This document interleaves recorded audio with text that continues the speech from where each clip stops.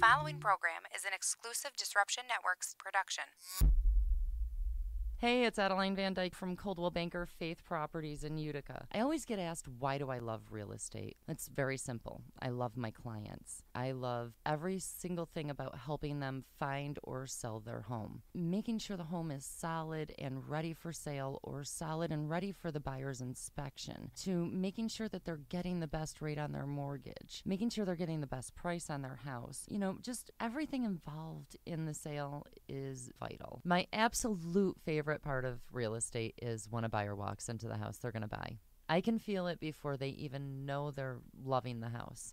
It's just that obvious. So I'd love to experience that feeling with you. So give me a call. Adeline Van Dyke, Coldwell Banker Faith Properties, 315-404-6431. Or you can find me on Facebook or visit my website at centralnewyork.com/Adeline. Thank you, and I look forward to welcoming you home. When it's your hard-earned money on the line that you are investing into a home, it makes sense to choose a proven professional to assist you in making one of the biggest investments you may ever make. Josh's dedication of over 20 years to the home construction industry allows him to bring knowledge and experience to your doorstep. That means you can feel confident and comfortable with his service to you. Past clients love his attention to detail and thorough written reports. By allowing Priceless Inspections to help you make a well-informed decision concerning your property, you will find that a quality inspection is priceless. Follow Priceless Inspections on Facebook or call 315-525-8725. Hi, this is attorney Nick Pasalacqua. The team of attorneys I have assembled at Pasalacqua & Associates has been carefully hand-picked to include the best trial attorneys in the particular areas of the law that we practice. Have you been charged with DWI or any other crime? Members of our team include former assistant district attorneys, now fighting to protect your rights 24 hours a day, 7 days a week. Have you or someone you love been seriously injured in a motor vehicle accident? Members of the team at Pasalacqua & Associates include former insurance defense attorneys, now fighting to ensure that you get every penny you're entitled to. If you need legal help quick, don't waste your time or money calling anyone else. Remember, for legal help quick, you better call Nick and the team at Pasalacqua & Associates, 315-500-NICK or 315-500-6425, or visit cnytriallaw.com today. In the Mohawk Valley, for the best real estate service, you gotta have faith. Coldwell Banker Faith Properties, 315-735-2222 or www.centralnyhomes.com. The following program is an exclusive Disruption Networks production.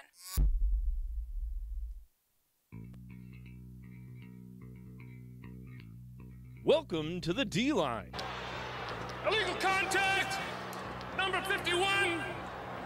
Senkutsu elbow thrust! To the up back! Orimawatsu roundhouse lunge kick! To the quarterback! Takatami insword block to the... Shoot, never mind. 15 yards! First down! Live football podcast on the Disruption Network. You just got the feeling that he spelled the 8-hole and then got it in the end zone. You find out life's this game of inches. So is football. And now, here's your hosts, Chicken, Caleb, and Sil. But they are who we thought they were, and we let them off the hook. What's up, everybody? Welcome to the D-Line. Evening. What's up, guys? What's up?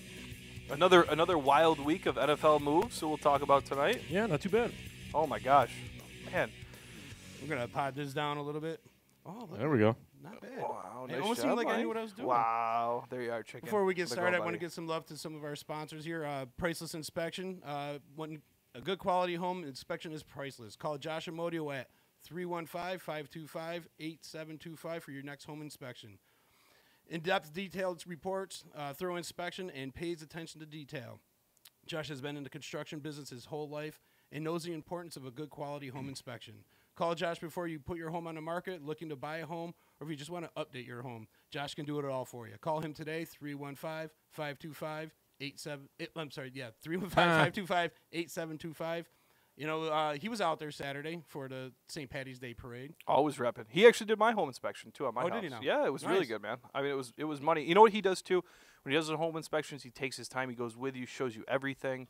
Really doesn't give you just a report. Doesn't just give you the shitty report. Just gives you everything you want to know, inch by inch of your house. I was really impressed. So, very good job by Josh when we went through my house. So. Well, you talk about the St. Patty's Day. One of the big sponsors for Disruption Networks on Saturday was attorney Nick Pasalacqua. For legal help. Quick, you better call Nick. Call Nick Pasalacqua and his team at Pasalacqua and Associates at 315-500-NICK. I just love hearing you say Pasalacqua. Pasalacqua. Josh and Nick, man, can't thank them enough, though. They do a great job. Both of them do. Both of what they do, they actually, I hate to say this. So I've had Josh did my home inspection, and then Nick has represented me on a couple of my tickets. Oh, nice. All right? Awesome. I can give them both a little bit of love, all right? So there we go. But, yeah, wild week in the NFL, boys, just like it was last week. A little bit quieter with not such big names. Well, no, big names today. JPP. JPP's on the move. Him and all 9 of his fingers. That threw me for such a loop, man. That was weird. It just came out of nowhere. And for what they got, I mean, they got, a third round, and they swapped fourth round picks, right.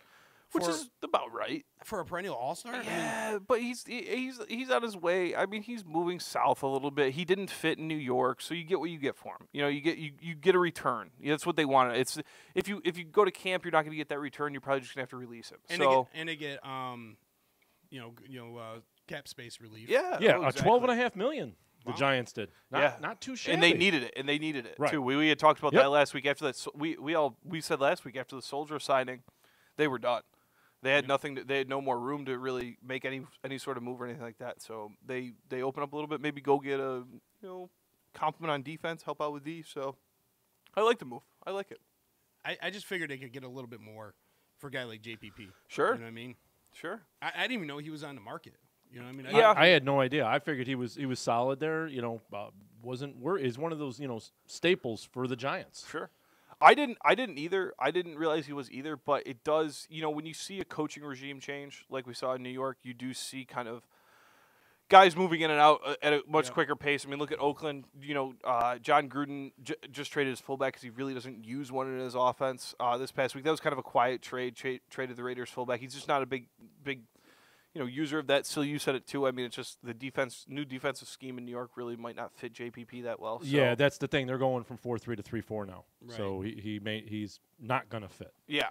So it makes sense. I just thought they could get a little bit more, sure. or at least shop them around a little bit. Like you would think somebody would have offered, a little bit more from him. It is a 69th overall pick, so that's pretty good. 69. I mean, you can't hate them. You can't hate them for getting that. So I saw it today. I was wondering what the overall pick was because sometimes you can see third round pick and it can be in the back end of the third round and it's just not as glamorous as maybe one of those guys that might slip through the second round, a good player or a guy who even you watch it every year in the draft. You watch a guy that showed up the first night who's supposed to be a first round pick and doesn't get picked. Then he's sitting there, the Aaron Rodgers syndrome. Aaron Rodgers is supposed to be a top 5 pick and he sat till 22 when the Packers took him. So you never know. Which turned out to be the best thing ever to happen to him. If you're going to land anywhere, I mean, you got to figure, like, if you're going to go in the first, 2-3 rounds, sure. Or the first, couple, 1, 2, 3. Yeah. You're going to a shitty team. Oh, of course. You're going to a real shitty team. So, as a quarterback, if you can last some of those longer rounds, you're going to a better team. And you can always, and you can still get value. You can still get a guy in the third round. If you're a guy getting drafted in the third round, you're probably going to stay. You're probably going to be with that team through the year. Fourth to 7th round is guys who are going to have to show up in training camp. A team is more likely that they could be like, all right, we will give up on him. But when you're in those when you're a top 3 pick of a team in those top 3 rounds, you're probably going to make the roster. Yeah. So you're going to get a good player. You're going to get a player that could contribute. So the Giants seem to know what they're doing now that they have the new regime. They moved up in the fourth a few picks, so it's just feels really cheap to me. Like the Bucs got a great fucking deal out of this. They did really. I mean, they didn't really have to give up much. It kind of reminded me of when the Bears traded, what's his name, Olsen. Oh. Yeah, what do we get, like a 6th round? Or Brandon Marshall to the Bears, Yeah. Yeah. But I see what you're saying with Olsen, and Olsen's that trade never made any sense to me. I just don't think he wanted to be in Chicago. Well, Mike Martz didn't fit his scheme. Yeah, Mike Martz, great, good. Thanks, Mike. Yeah, thanks, buddy. He's a bit of a younger player. I would have tried to get way more return. I would have tried to get way more return. I got the article. Oh, let's go. There we go. We're in. Fucking A. We're in. Oh man, I got my work changed internet softwares over the weekend, and me being on the IT team. I get to be one of the first guys to try it out, and normally I get to hack through it, and but today I couldn't, and a lot of my sites are blocked. So you're saying you're not that good at IT? Is that what you're saying to us? I'm here. I got it. But, yeah, here we are. Shit, we're into the article. So yeah, so that's what I think. Hot lunch. Right. There it is. So what are we thinking tonight? We'll go through each team and look at their biggest move, or what? I haven't read this article, Sure. so we're all going to be going through it. Basically, we're all it's going to be, shock or disagreement. But I think it's time. I think it's time where we are in the off season to do that. To think about, okay, what team has what's a team's like the best move they've made. Yeah, and it's really early yet. Still, it is, and I mean we'll probably get a chance to do this again after the draft because a lot of those draft picks could be the best move that a lot of teams will make. I mean, you look at the Cowboys finally. Did something. Besides putting the franchise tag on DeMarcus Lawrence, finally did something today. They signed Deontay Thompson on a 1-year deal. I think that was their first move. They didn't really need. Well, no, they kind of did. But you know what? He's a good wide receiver for them. So yeah, I think he'll bail out Dak. You got a lot of now you got him and what's the other guy's name? The small Cole Beasley. Beasley, right? And they've got Bryce Butler's been really good too, but those are small guys. I mean, Dez is a big receiver, but I just haven't had a lot of faith in Dez. Yeah, but we've also learned too in this NFL now that we watch, you could never have too many of a player with injuries. Oh, I like Deontay Thompson and the fact that he can play special teams as well. Yeah. So. Yeah, they finally did something, but man, that's not a whole heck of a lot. Well, and he probably had the best play that the Bills had last year too. That big catch down the sideline that kept him in that game that basically sent him to the playoffs. Right. So I mean, that was. I'm actually surprised the Bills let him go. I figured they'd try and re-up him from one more year, but again, different quarterback. But the thing is, he probably did well for the Bills, so they just decided to get rid of him. Yeah, that's the Buffalo way. The Buffalo way. The Buffalo way. Should I bring up Marshawn Lynch? Oh, yeah, I know, right? Travis Henry. Yeah. What about J.P. Lausman? Oh, wow. Or who was the other quarterback? Willis McGahee. Willis McGahee, yeah. Well, Peterman's still there. So. Peterman, the pride of Buffalo, New York. You brought up Lausman. They kept him 2 years longer than they should have. Trent Edwards is the other guy I was thinking of. Trent Edwards. He was supposed to be the Messiah. He was a Fitzpatrick-ish type player. Who was the guy battling with Flutie? Rob Johnson. Rob Johnson, yeah. Kelly Holcomb was there, too. Fuck. Oh, man, Buffalo, geez. What are you doing? So I see that Joe Thomas is still going through with his retirement.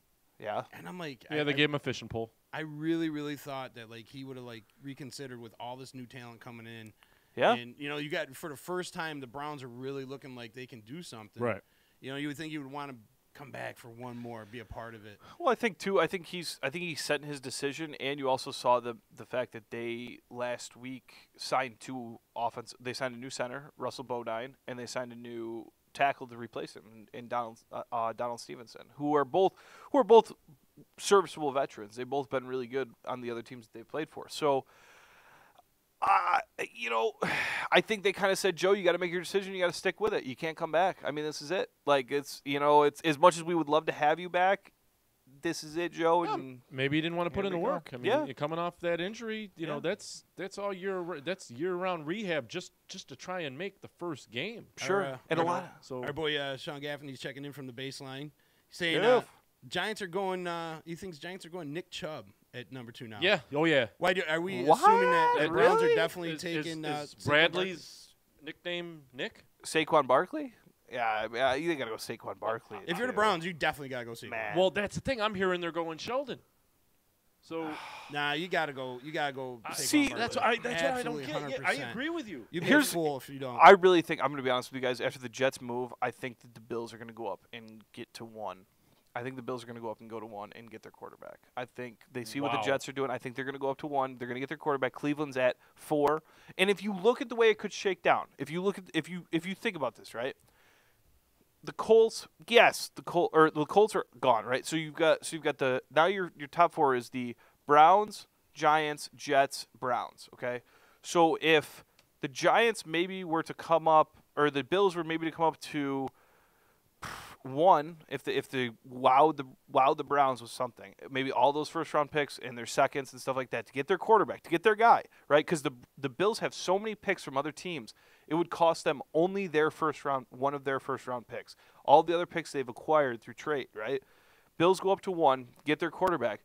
Giants probably would take Barkley if he was there, but if the Browns were to know something, maybe they have an idea. The Jets aren't going to go running back. The Jets will take a quarterback with where they traded to. The Browns might have a chance at Barkley at 4. Here's a wrinkle in your plans too. What if the Giants, now that they picked up another 3, decided they wanted, I say Sheldon. I meant Darnold. Jesus Darnold. Christ. Sorry, right?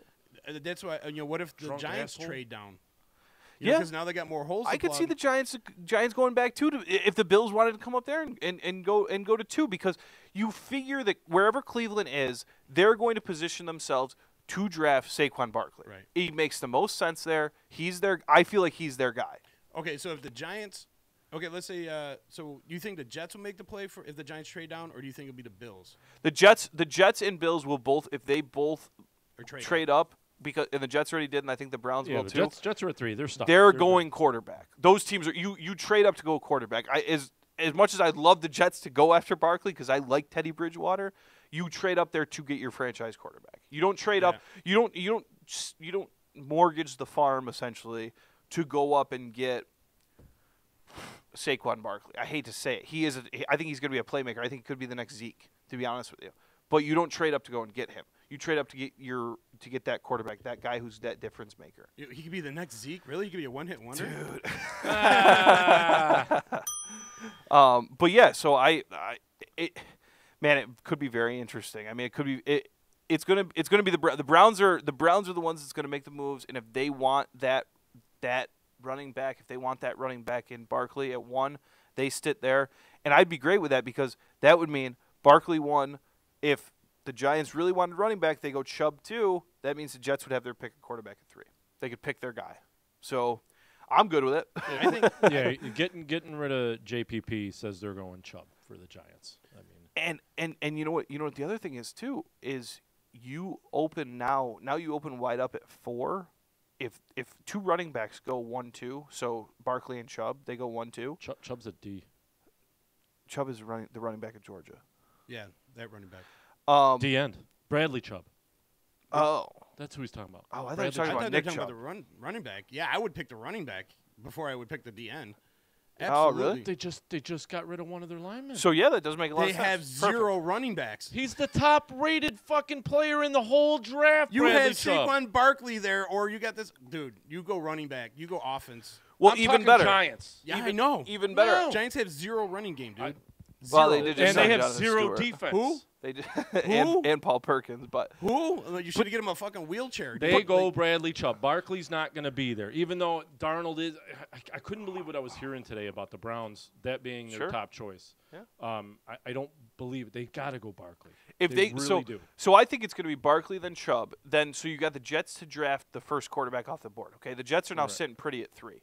Okay, if you think about it, 4 is going to. 4 and 5, so Cleveland has 4. I can't be certain who has 5, but those picks are going to be the ultimate trade bait. You want your quarterback, you're Buffalo, you want your quarterback, come and get him at 4. See, and that's why I think the Come Giants get it. Colts are at 6 now because they traded with the Jets. Yeah, and the Colts don't go quarterback. I actually think the Giants are going to go, and they could trade down because they got a lot of holes to fill. Like you said, they just got rid of their DN. Sure. Their offensive line sucks. They got no running game. Sure. So if you trade down, you pick up more picks. You got another number 3. You could go to Buffalo and get 12 and 22 and a second-round pick and a third-round pick, and damn, you make over your roster. Right. It's a total game changer. And Chris Ballard, who's a smart guy. Broncos are at 5, and they could still trade up and try to get number 1 because Broncos could go quarterback. They very much so want to go quarterback. I don't see them. fighting to go quarterback. If one's there and lands in their lap, I think they'll go for it because they like. I think your Casey. choice is right. I think your choice of words is right. They won't fight for it. Right. If one lands in their lap, and he's there, they definitely like pick him up. Might as well. Kind of like Green Bay did with Aaron Rodgers. He landed in their lap. Right. Fuck yeah, let's pick him up. Yeah. But like if there's a bigger need, which they got at wide receiver, their wide receivers are dropping everything. Yep. And so I could see him going that route. Picking up a wide receiver or one based on need. Anybody need a beer? No, I'm good. All right. But we also had the Honey Badger. Yeah, the Honey Badger going Honey to Badger Houston. down Man. Houston. Like Houston is going to look stout. Wow. It's a great pickup for them, man. I mean, it's just makes a great defense even that much greater. Now you're going to get Merciless back. You're going to get J.J. Watt back. Sure. Clowney off a full season, healthy full season. And then you're putting a guy like Tyrann Mathieu out back there. I mean, who's a beast. I mean, he reminds me, the way he plays kind of reminds me of Charles Woodson. He can play in the box, hit you like a truck. He can cover the field really well. He can play linebacker if needed. Sure. It gives them so much more dimension on that defense and leadership. Well, and you also, I mean, their cornerbacks were very good too. I mean, they had a lot of, like you said, Houston had a lot of injury problems obviously last year that were well documented in your guys' love for Deshaun Watson and stuff like that. So and he's coming back. And I really, really think that they probably on paper have the number one defense right now going into the next season. I mean, there are a lot of good defenses out there. Philly didn't get much worse. I mean, then they did win the Super Bowl, but at the same time, I mean, top to bottom, healthy players. Shit, Houston is going to be a force to be reckoned with, and it's going to be exciting too because you know who else is going to be there too in that division. Do you think J.J. Watt goes the whole year playing? Or? Yeah, it's going to be tough, man. He is getting a little bit elderly, but I mean, it's. The other thing is too. I mean, that division. You think about Tennessee's gotten better. Tennessee's probably going to be their 9-7 as usual, and then Jacksonville's going to be their. Jacksonville was Jacksonville last year. I mean, they looked pretty good, pretty damn good last year. So, but now they got rid of a lot of their wide receivers. I was going to say, what the fun time are they doing? Well, I think they believe in those rookies. Hey, let's dismantle fucking what we had. Let's go to. I mean, Hearns. I mean, 2 years, not this past. So going into the season, number 1 and 2 wide receivers, Allen Robinson, Allen Hearns, gone. And Hearns is looking to come to the Bears. Hearns will be a Jet, baby. Let's go. I've read he's crossed. Well. The only reason is because Robinson. He's trying to bring him in. Yeah. But Jets. It's going to come down to money. Yeah. It and really the Jets is. can offer it. That's the thing. Jets can offer him the Jets money. Need it too. And I was happy too the other day. The Jets brought in Terrell Pryor too. Like I said last week. They brought him in for a workout and stuff. He obviously left town without a contract. And I think, in other free agent visit news too, Ndamukong Suh yesterday canceled his visit with the Raiders. I've seen that. Yeah, he's looking Titans, Rams. That he's looking at a motherfucker. few other You think teams. he's going to be a fucking Ram, and it's going to that fucking D Rams are looking scary too, man. Let's see, they picked up Akeem Talib. They got Marcus Peters. Dude, Joyner's back. If they get Sue, then you got Aaron Donald there. Aaron Donald, and next to the Ndamukong Suh, oh my God! I mean, that's a brutal. It's just they're so good. They're so good. And you know what too? Maybe they traded Ogletree. They'll probably go linebacker in the draft. Right. They'll probably go first round linebacker. Or they might have a kid working underneath him that's. And he'll probably show up too. So it's like one thing after another. It's with the Rams. I mean, they're just building to go into that new stadium, and not this year, but the following year. Yep. We'll just man. I like what they did though. I mean, it's their offense is set. It's moving really well. Yep. They juiced up that defense, man. Wow. Sure. That could be a scary team, and that's why I feel like Houston too. Houston could be a really scary team. Yeah, and you're on offense. You're handing the reins a little bit more to your Cooper Kupps, to your Robert Woods. Now that we talked last week that Bum Watkins is gone, so you're handing more responsibility. Maybe not so much playmaking ability, but you're handing more responsibility to those guys to lean on those guys a little bit more. So, and Todd Gurley's obviously still there. Todd Gurley's back to being Todd Gurley, so it's exciting. So. Pissed at the Packers, picked up fucking Mo Wilkerson. That's what you're pissed off about? Dude, they're just getting fucking better. I don't, fucking losing Jordy Nelson. Whoop-de-fucking doodle. No, I'm pissed off that he grabbed Jimmy Graham. Their fucking defense. It's getting better, baby. Has always been a weakness, and the fact that they're strengthening it now is pissing me off. Mo Wilkerson, though, I'll tell you, as a Jets fan, plays the game off the field a lot, though. What I mean by that is he runs into a lot of problems. He's got a lot of problems in the locker room, Yeah. which is weird to me because that's not the Green Bay way. The Green Bay way is to bring in those guys that kind of just gel. Like Martellus Bennett. But beyond that, I mean, a lot of those guys you don't hear a lot out of Green Bay that so and so's unhappy, so and so's going after McCarthy about this. It's more of they're more of that even keeled team. So I'm very surprised they brought Wilkerson in. It was different to see, but I didn't want to see them try to get stronger. Absolutely. It didn't set well with me. I was hoping strengthen that Bears D line, because Unrain's gone. So, but he's only had 8.5 sacks over the past 2 years. Sure. So, really, he hasn't done really much damage over the past couple of years for the Jets. Yeah. But he's a big dude. He missed a lot of time. He just couldn't get. He couldn't get on the field. That was his problem. He just couldn't get on the field. And I have no problem with that. Like you said, he's kind of a cancer. He's one of those guys that goes in there and creates problems, and I wouldn't want him on my team. Right. I mean, there's so much other talent out there that I would not take. Maybe I'm just buying into the New York hype, on it. So I'm disappointed, but he's better now. He's a very good football player, but you've got to be there. You got to show up. So right. You got to be able to play every day. Yeah, you got to get on the field and make it work that way. So how about before we anybody who Gaffney said he'll take a beer. Yeah, I saw that. Get your ass in here, Gaffney. Yeah, Gaff, come on down. We got open door policy tonight, baby. Come on down. We're here all night. And Gaff, if your car's not running well, stop down to the showroom at Steep Ponte Volkswagen at 5046 Commercial Drive in Yorkville. See why it's so easy. See why it's easy to do business with Steep Ponte Volkswagen. All right. So if you need a new wheels to get down here, you stop at Steep first, then you come down here. All right. We'll be here all night. That's great. Show us your new title. I was like, where's he going with this? Oh, nice. There you go. We love all our sponsors. Absolutely. They give us good cars, good home inspections, good legal advice from Nick Paslacqua. I mean, come on now. And the finest Pilsner Lager beer. The first beer sold after. Is it from that little place down on Varick Street? Yeah. That Saranac Brewery. They make that good Utica Club beer. We also thank them. We love them too. Go for a goal, baby. Yeah, always, all the time. So, how will we get into this list, man? I'm excited to do this list to see what we think about teams' the moves. best move for each NFL team thus far this offseason. Okay, it was updated yesterday, so it's relatively new. Yeah, sure. With the Kansas City Chiefs trading Alex Smith. Had to do it. Had to go to the future. Yeah. Obviously, they got some picks for that, so it makes sense. You don't take Mahomes. You don't trade up last year in the first round that nobody saw coming, and then take back your Mahomes. You had to go. You knew Alex Smith was on his way out too. But you know what? Alex Smith balled his ass off last year, and what he did was he auditioned for another team to get a payday. You know what I mean? And he got that. He got paid. They re-upped and he got paid. 4-year, 94. If he went last year and tried being a free agent last year, where he got cut, no, you're not going to get paid. Right. No, he's not nearly as what he got paid this year. So good for him. No, I thought that was a big move. I thought it was a good move for both teams. I mean, they both had needs, and they. Well, I still don't understand though why Washington Redskins were so everybody else was drooling over Kirk Cousins. Yeah. Why would you not re-sign a younger quarterback? You know what I think it was? I think it was because if you kind of remember, that was that real early move in the offseason. So I think it was them just saying, "Hey, we're gonna beat everybody."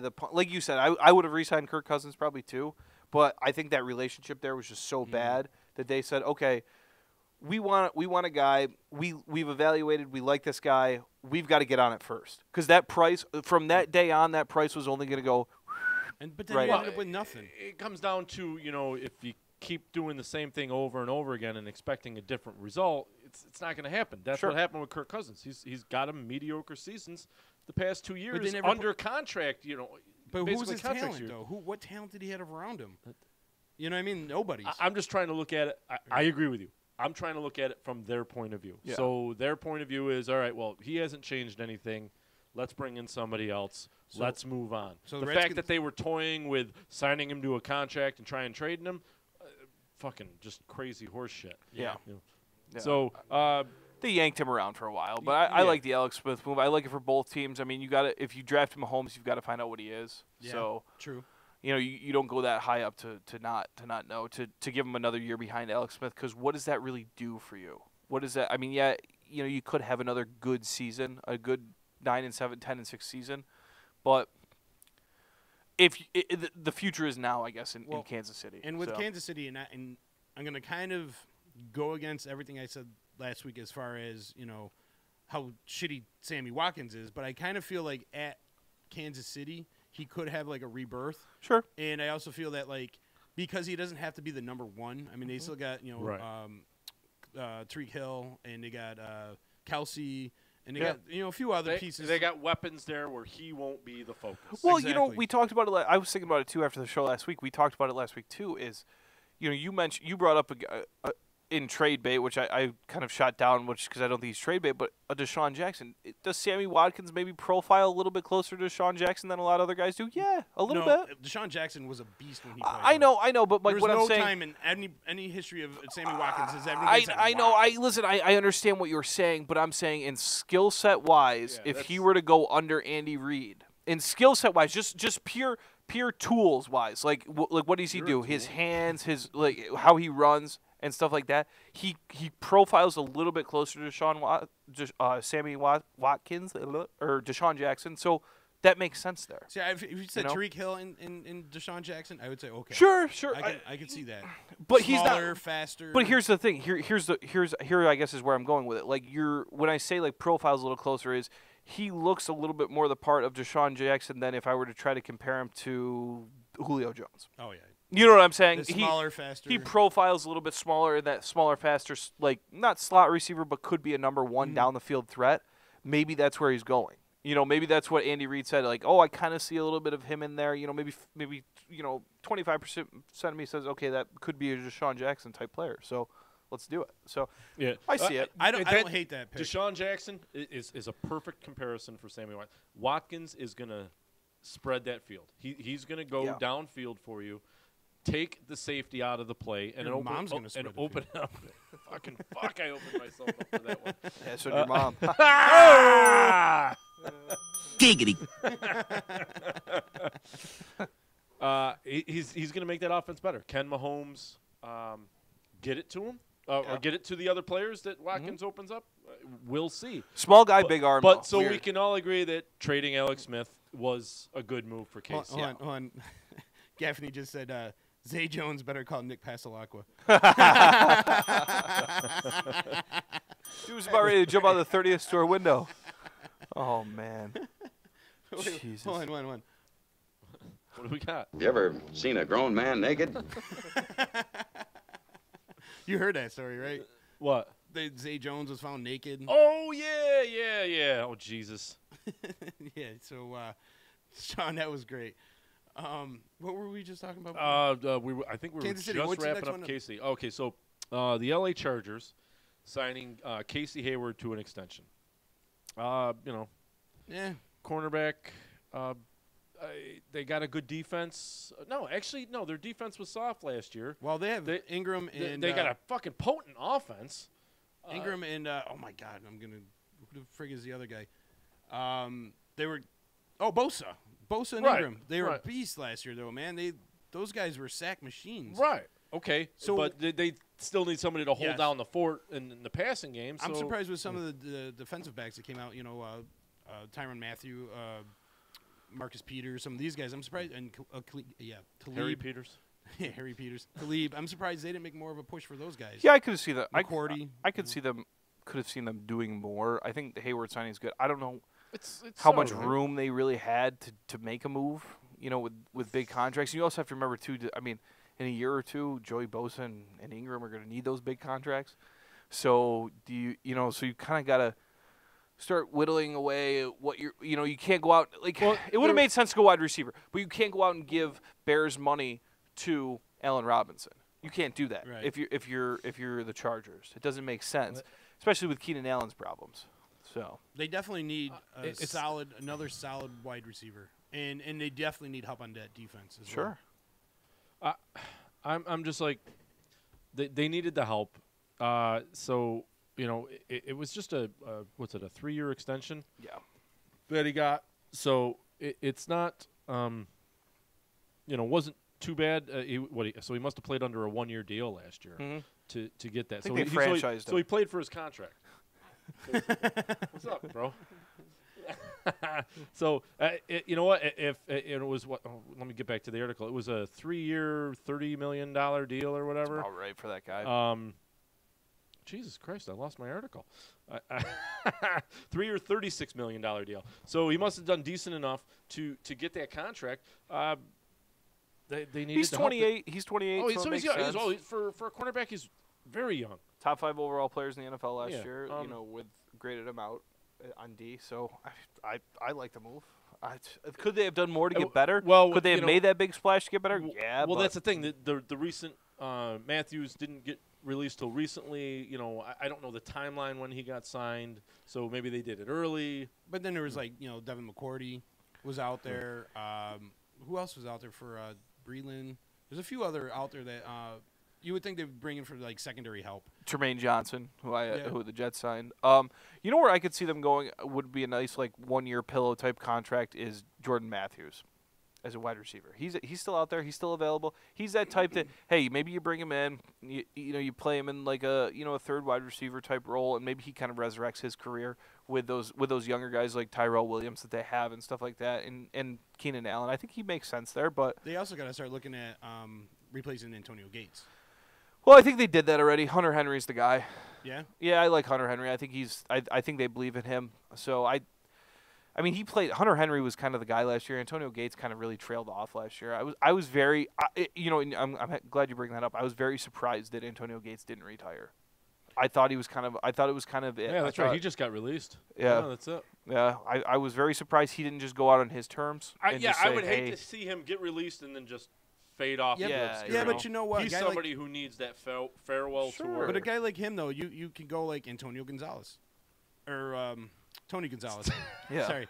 And Tony Gonzalez. And we just renamed Tony Gonzalez. Antonio. Tony Gonzalez, when he went down to Atlanta, everything, retire, you left KC, just retire, go away, but he ended up playing in Super Bowl. Right. It was so awesome he lost. You know what I mean? And same thing with Dwight Freeney. You see some of these guys that, they're older, but, when teams, and you get into, midway through the season and they start having, injuries and things like that, and they're going to make a playoff run. So if you're New England or if you're one of these teams that are Seattle, you know what I mean? Seattle needs a tight end. You get that to that point, who are you going to call? Ghostbusters. Right. Well, Nick Pezzalacqua. Yeah. But you know what I mean? If you can refer back to a guy like Antonio Gates to come in there and pick up the slack, I don't see why any team wouldn't pick him up. I don't think anybody picks him up right away. I think it goes into the season before he decides to. Maybe are you thinking a fucking training camp injury away from signing a contract? Something like yeah, that. I could see that. Maybe people don't get what they wanted in the draft. Maybe pick him up in July just to come into training camp, see what he's got. Or why not? If you're him, why not sit there and take the camp as off. we've talked about the new NFL. It's why not sit there and just wait until somebody gets hurt. Oh, speaking of the new NFL, oh my goodness. Let's finish your list first. Dude, there's no way we're going to finish this list before I bring this up. So apparently there's another NFL league. The Alliance. Yeah, right. You read this? No, I actually watched it on Golic and Wingo. Right. Today. So it's going to be out a year before the XFL. Really? Yeah. I read that. I was like, oh, that's awesome. Yeah. Apparently, I didn't even know anything about it. It's been in development for a couple of years now. Really? Yep. And yeah, so it's going to be out. So Vince McMahon's just going to be spinning his fucking wheels. They're doing this really smart. It's almost like they listened to our podcast when we were talking about. Yeah, it's going to be a developmental league. Yes, they're aiming it. They're going to do it right after the Super Bowl. Yep, and they're going to play right up into April, and then they're going to they got Troy Polamalu is one of the presidents of this organization. Right. Yes, really. What they did is they took a business entity, somebody handled the business and Polamalu. They wanted a player personnel and align them together, hence the alliance.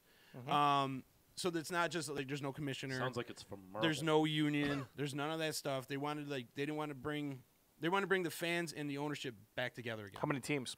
That I don't know. I didn't know, but they had Jared Allen's involved. Really?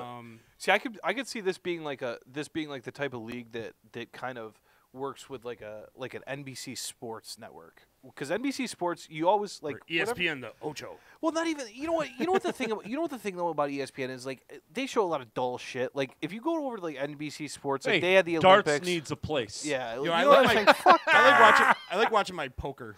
Like everybody got horned up. Everybody got horned up. Like I saw people retweeting this week that the NFL struck a deal with the National Rugby Association, the Major League Rugby Association. Like, come on, man. Like we all know when you watch Rugby's awesome rugby, to watch. it is awesome to watch. But you want to see the All Blacks, and you want to see the guys all playing overseas play that. Okay, like American rugby is like kind of watered down. Like I want to rather watch this fucking developmental football league on ESPN than I would rather watch the fucking Seattle rugby guys play like the fucking Boston rugby guys. Like fuck that. Like I don't want to watch that fucking shit.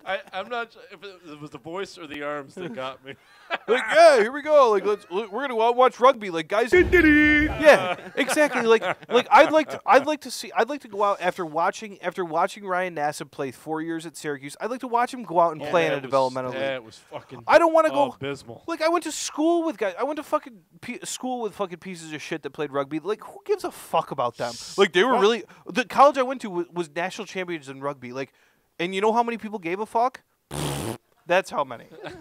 You know what I mean? Like I want to watch. Like people want to see Nassib again. People want to see like guys like Nassib get another shot, or a guy like a Marcus Vick back in the day when he shit out at Virginia Tech. Right. Get another shot in the NFL. Like that's what this could do. Going into training camp, you're showcasing guys perfectly after the Super Bowl in the offseason. It's a showcase league. A guy like Johnny Manziel right now. Johnny Manziel worked out for 12 scouts today from teams. Actually 13, and the Bears were one of them. 13 But teams. like you're saying, like now Manziel can come in and play, and like maybe can show signs And it's that real he's- footage. Right. Right. You know? it's showing Same signs that he NFL can rules, grow. Yeah. not any crazy weird shit that the XFL may come up with. So. Yeah, I could speak fairly educated from this and what I do is my other job in scouting. As a bartender. In scout, yeah.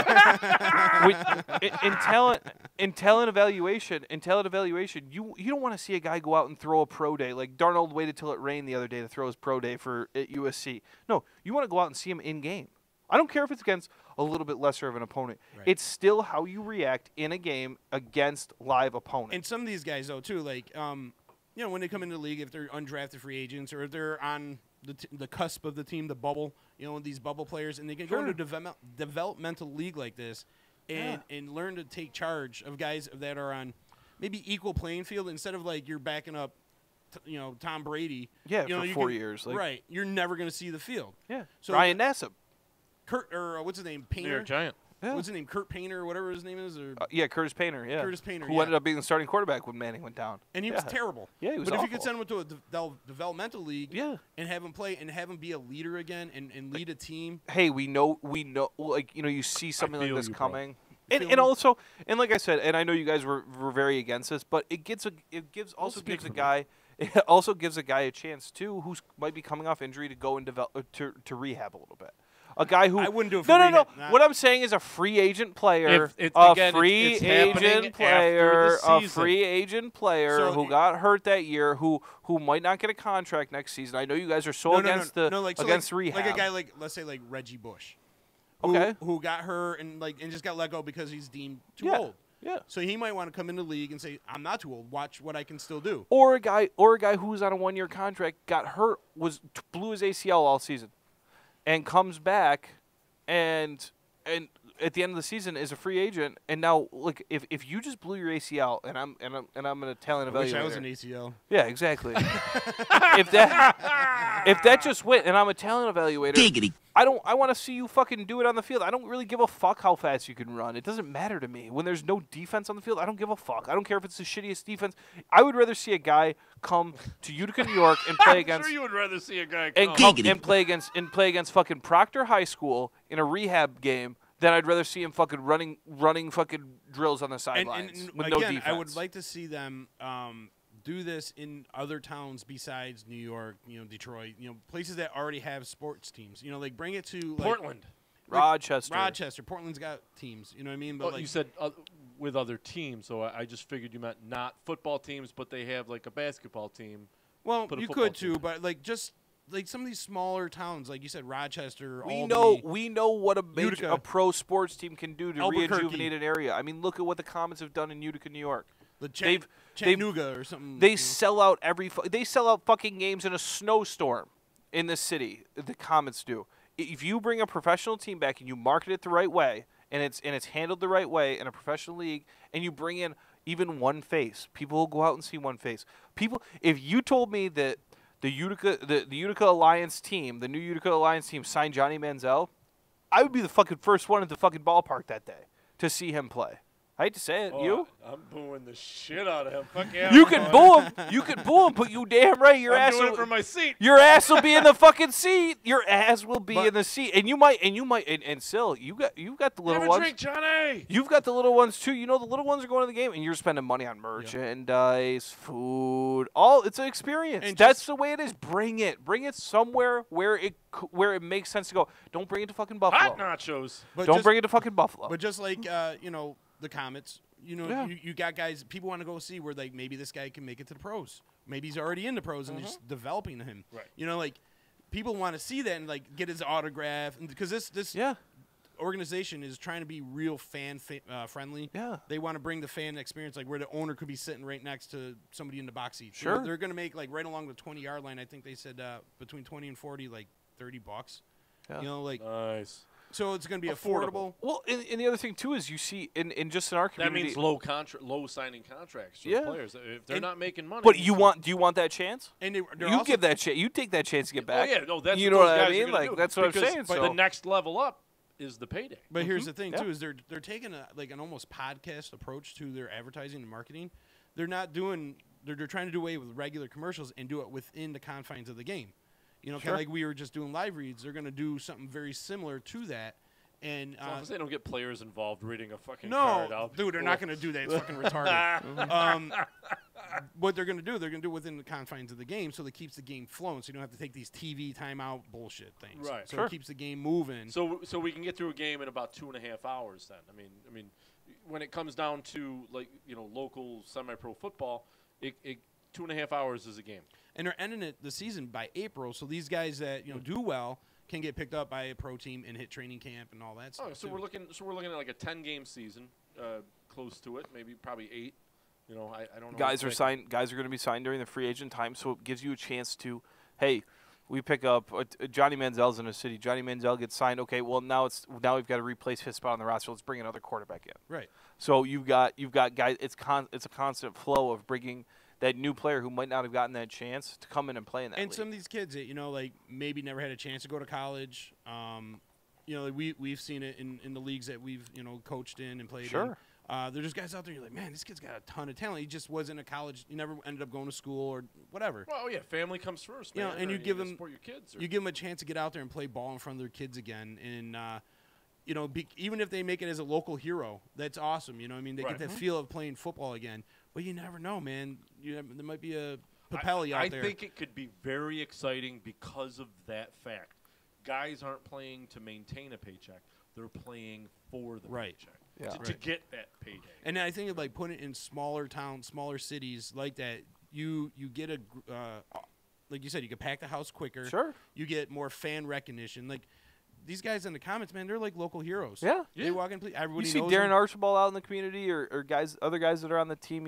Carter Banks or something like that. Their athletes are a lot. Happy we got somebody who knows people on the roster. Yeah, but you see those guys. I mean, I've seen them just. I've been to one game since they've been. Dude, it was since they've begun. Yeah, fix your mic. But it's still even like right there. Even when you're down, Sorry.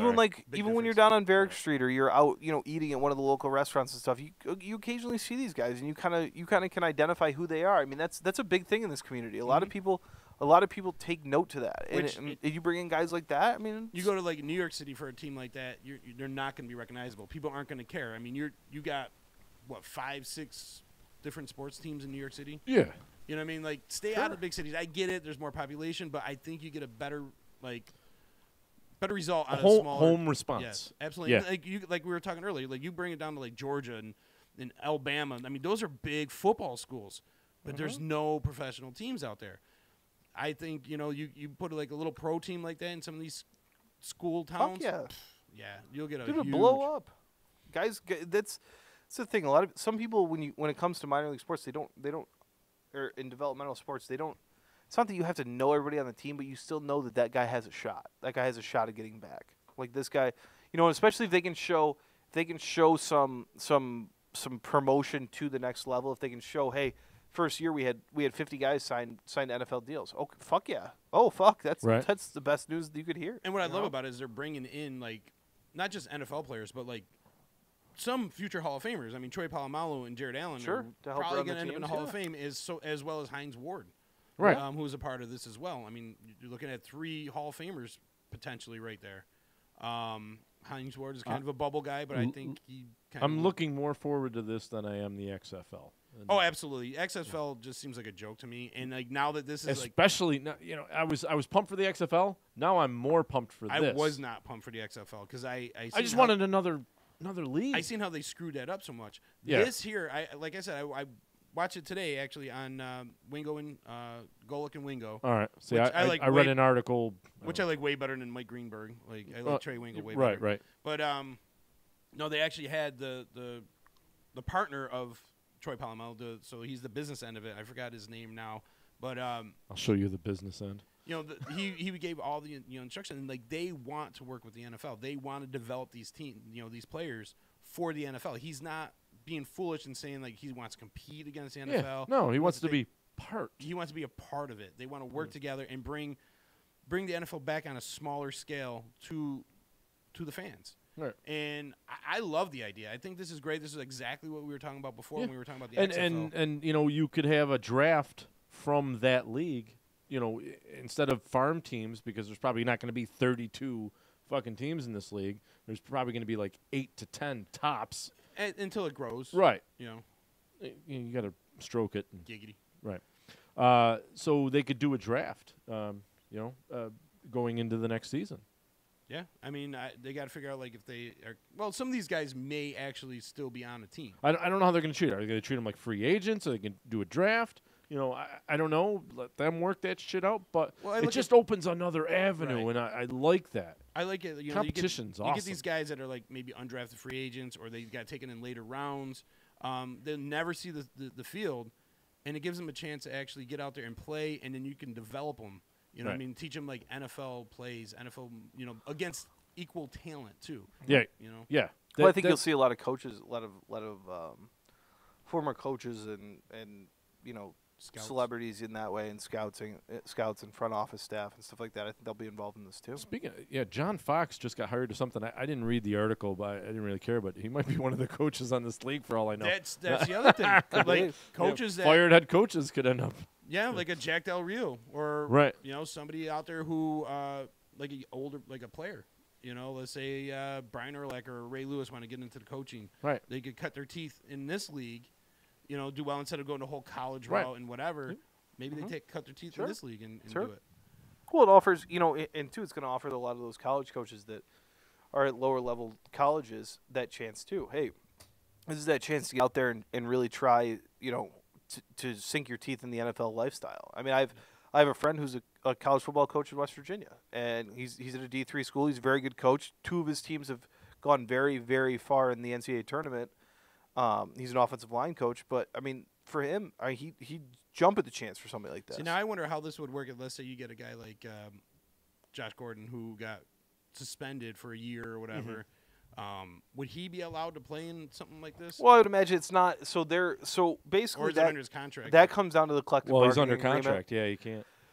But that also comes down to so if he's under contract, yes, but it would be at the league's discretion. Say Josh Gordon had gotten released before his suspension started. He could go play in this league because he's not actually represented anymore by the Players Association or the NFL for that matter. So he could go play in this league, even if it's affiliated with Major League or Major League Baseball. Sorry, guys, the NFL. Even if it's affiliated with the NFL, even if it's affiliated with the NFL, gonna let it go. Yeah, even if it's affiliated with the NFL, he still could potentially be eligible because you're not represented by the same union. So there's the legal. So I'm looking forward to this. I'd like to see what they do. Yep. Oh, wait. Hey, John, sweet hat. All right. Thank you, Robot. I couldn't let that go. So back to our back to the list. back to the list. So we agree the LA Chargers signing Casey Hayward is okay. They could have done better. Should we give him a grade? Should we do grades?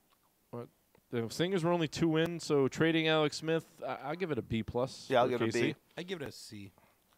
I give it a C. For KC, I'll give it a B. They had to do it. And LA Chargers signing Casey Hayward to an extension. That's an A+. They had to do it. I'm going C. Yeah, C. It's average. It's an A for me.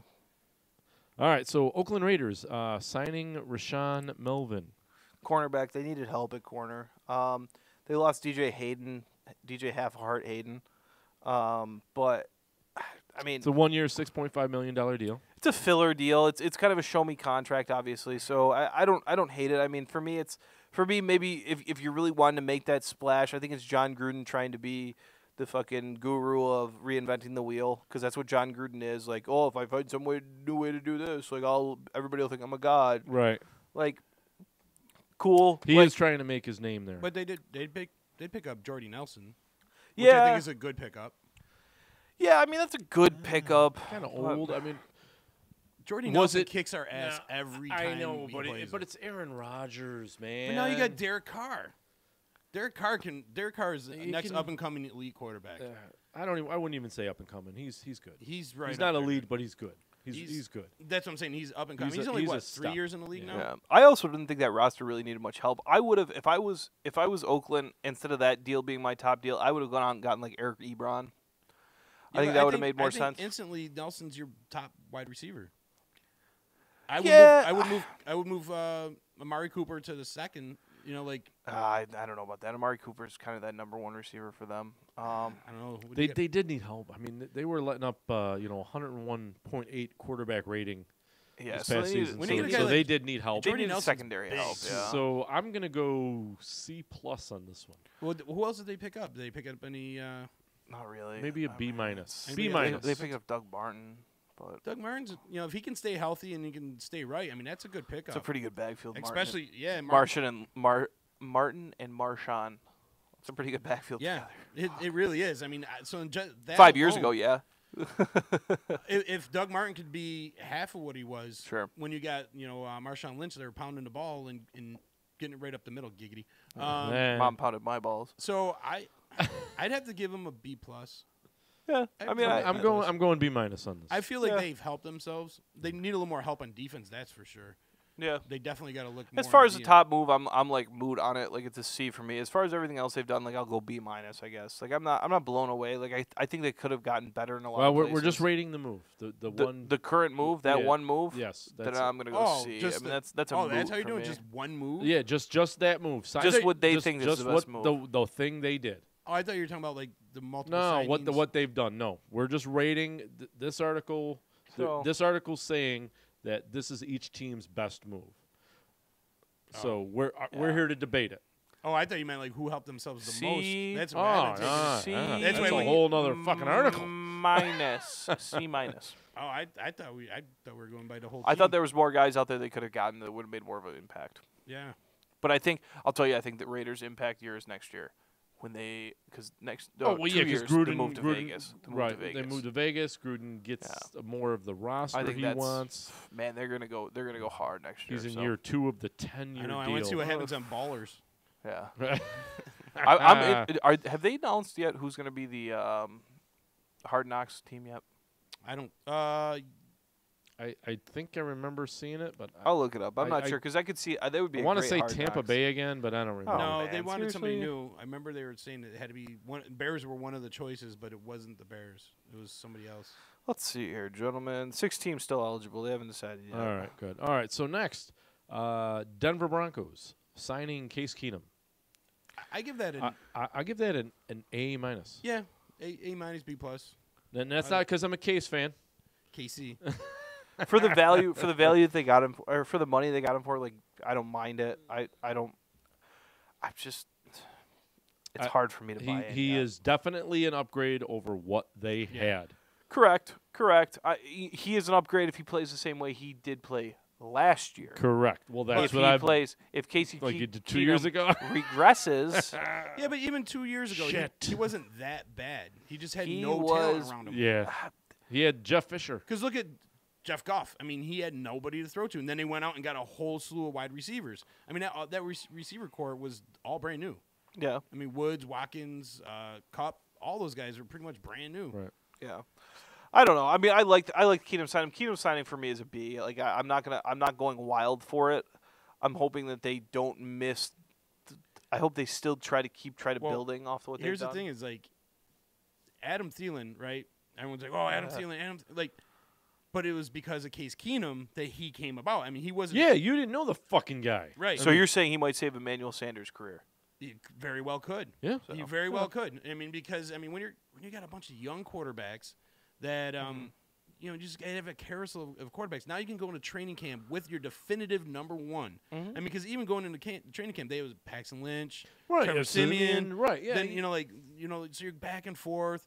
So like now you know who's going to be your You're number trading one. reps. You're still Yeah. fucking playing wishy-washy. So and- now you know who's going to be your number one. Yeah, there's no question. You could cater the offense to him. You could get the reps in with the wide receivers. They get used to him throwing the ball the way he does. He's a smart kid. I wanted to hate Way him. to go to bat for him. You know, Chicken. I hated him when he was in Vikings. But no, you gotta like a kid like that that's undrafted free agent, came in, earned every down that he made. You know what I mean? Yeah. Like, he came in like Houston, like third string quarterback. It fucking really bothered me Well, that they the also- coaches every fucking week would downplay him, and it's Yeah. like, what the fuck, man? He's gotten you this far. see, He's if you're- pulling plays out of his goddamn ass. He's making other players better. That's what a quarterback is supposed Yes. to do. Even when he was in Houston, he didn't have a whole lot of talent around him. You know, like now you got guys, in Denver, and you got a coach. Or Houston. I'm sorry, when he started in Houston. Case Keenum? Yeah, Yeah, he started in Wow, I Houston. don't remember Houston that. for a while. And so now you got John Elway at the helm. He knows what a quarterback needs. He knows he needs help. He knows. But he's just a GM. He's not down there saying, hey, why don't you fucking. No, he's the guy who's gonna go get him a wide receiver. Oh, yeah. You know what I Yes, mean? he He's is. the guy Yeah, who's yeah, gonna yeah. get him a tight They end. got pretty good wide receivers there as it is. They were dropping everything last year, dude. Yeah, but how good were the guys throwing to him? It doesn't matter. When it hits you in the chest, you catch a goddamn ball.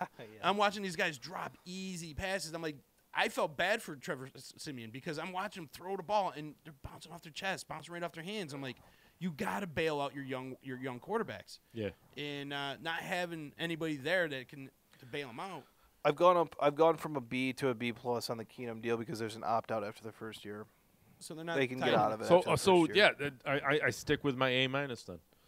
The fact that you can get out of that deal because I'm not sold on Case Keenum at all. I'm not either, but he gives yeah. a way better option than what's there now. Yep. So it's Yeah. definitely an upgrade. Sure, Ding, I like ding. it. Philadelphia Eagles trading for Michael Bennett. They still got Chris Long. Dude, that D line's gonna be nasty. Chris Long just signed a deal. I heard he's kind of teetering on Yeah, he hasn't signed it yet. retirement. He's still teetering. But it's I like this deal. I mean, you only get better making this deal. I don't think you get worse. That's one of those type of deals where when you make that trade, you trade like a 6th round pick for him or something like that. Something really not that good. Like something that's not going to be guy's not going to be a playmaker I next year. can't knock older DNs. Yeah.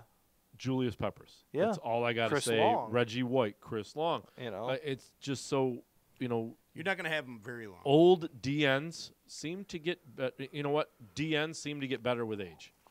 I just Dwight Freeney. I mean, he was playing in the Super Bowl last year. right. So that's why I'm like I can't knock it. So yeah, they got better. I'm going. Yeah, it's a better. You get better here. It's an A. I mean, just because from the pure standpoint that you got better. I'm going B. And then when you got a guy like Fletcher Cox out there who's a Fletcher Cox, Timmy Jernigan. so who are you gonna down? I'm going B just because I don't like Philly. Don't blame me. Don't blame me. Don't blame me on that. Wait.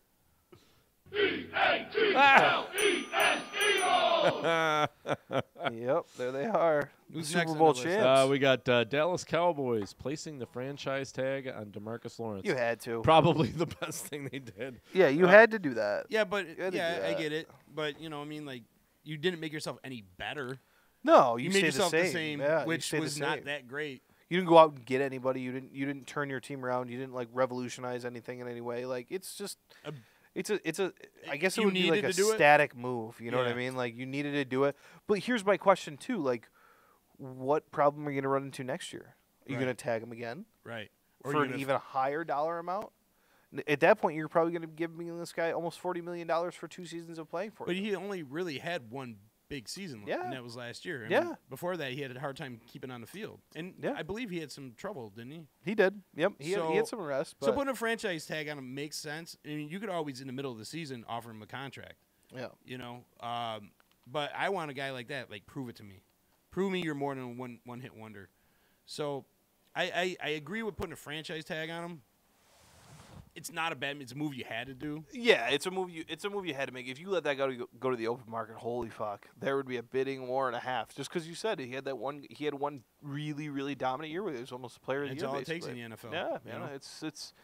it's very simple sometimes with some of these guys, but I mean, for me that's a C because you had to do it. Like it's just middle of the road for me. I'll give Totally with you on that. It's a move they had to make, so it's a C. Yeah, I'll like give it a it's- B because they need it so much.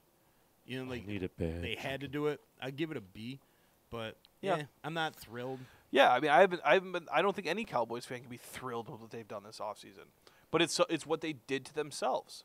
They did this to themselves. I mean, you're also going to remember too. I mean, as a Cowboys fan, for all the Cowboys fans out there, you got to remember. I mean, your quarterback and your running back are going to have to get paid soon. They're going to have to get paid. So you're really going to have to in the next few years focus very heavily on the draft and very heavily on scouting and get very good through those parameters because you're not going to be able to go sign the top level free agents. It's just not going to happen. Bye, Dez. Yeah, you're exactly right. I was like we talked before. I was surprised they didn't do that before. Or why not make a JPP move with Dez? Yeah, Trade him somebody right. who needs a wide receiver. I mean, people still believe in Dez. The NFL. Yeah, NFL but you people, can't. Nah, not me. You cannot put Dez on NFL the same field. people love Dez. You're not gonna take that away. You're not going going to to put Dez on the same field as Odell Beckham and Brandon Marshall. Well, yeah, obviously. I mean, I'm not talking New York. But I thought you Dez has said got that, one JPP. more year. no, a JPP type deal. Oh, I think No, that's for he JPP. couldn't. I don't think the Cowboys and Giants could ever trade with each other. But I mean, that's what I'm talking about. That type of deal where you're getting a decent pick back, an okay pick back, and you're dumping that salary. All right, so the Washington Redskins, you would expect, one thing, but re-signing Zach Brown, their leading tackler linebacker. Yeah, it's a good deal. I mean, it's a They good deal for definitely them. needed help in defense. Their defense is terrible. But they Yeah. didn't bring any in. So far, I got Not nothing. really, but You know what I mean? Like they yeah, brought in a lot of offensive players, but one of them failed their physical. So what do you do there? So you kept them. Okay, again, you needed to. It's just like the Right.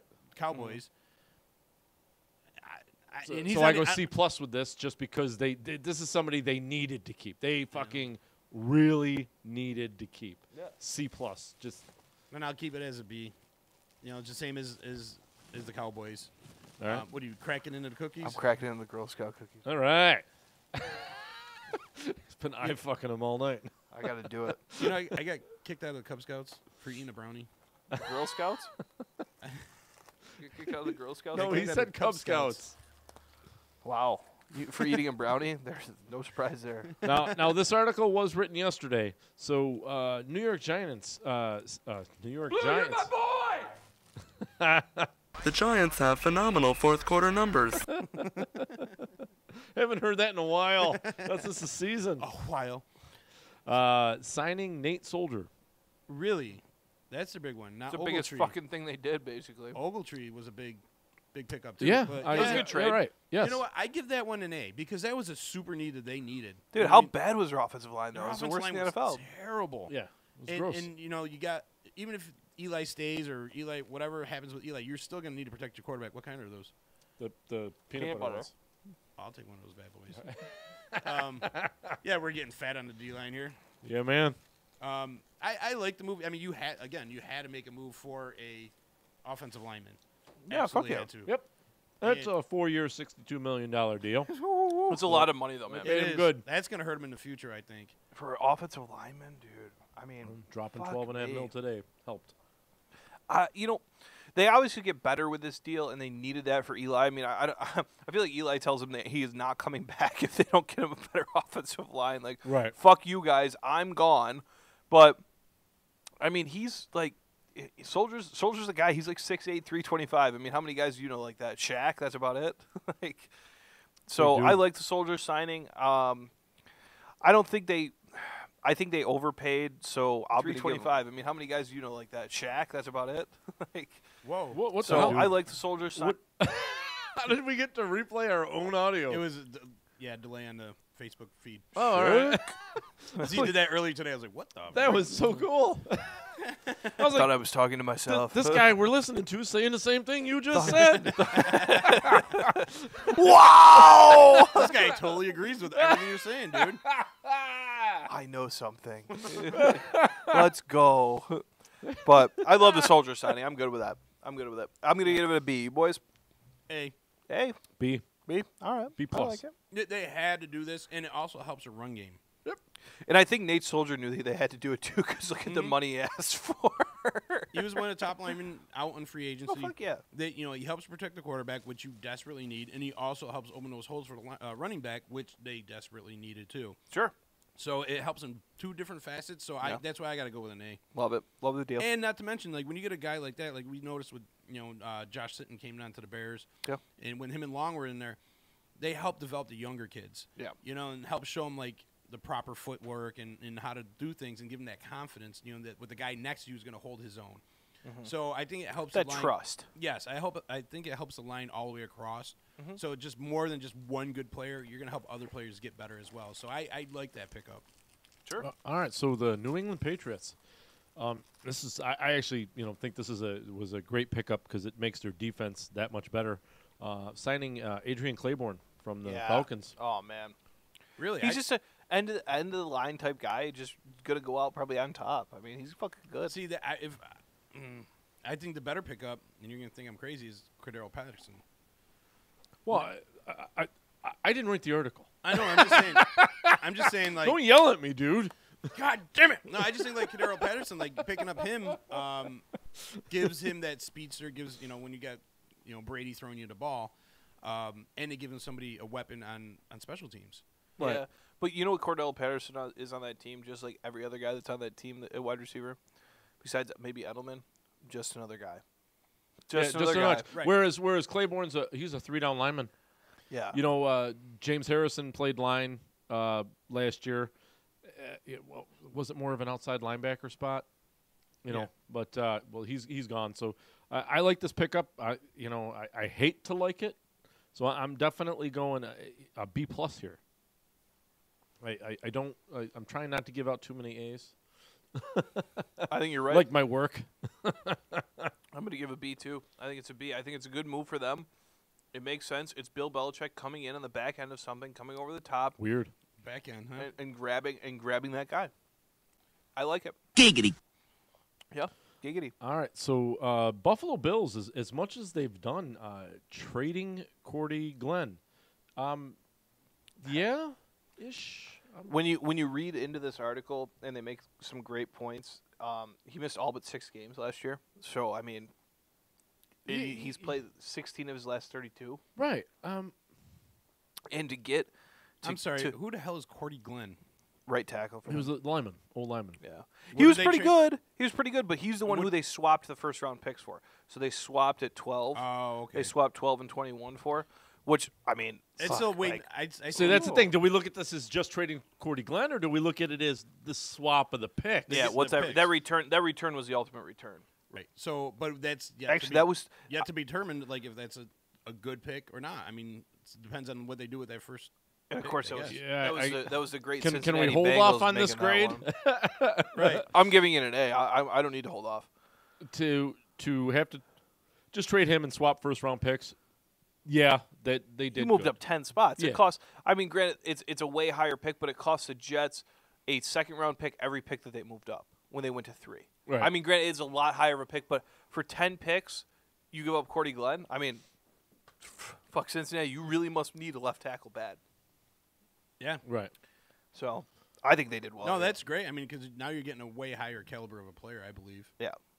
Well, and you just went from you gave and he's not playing anyway. Yeah, exactly. So he's not on the missing field. anything.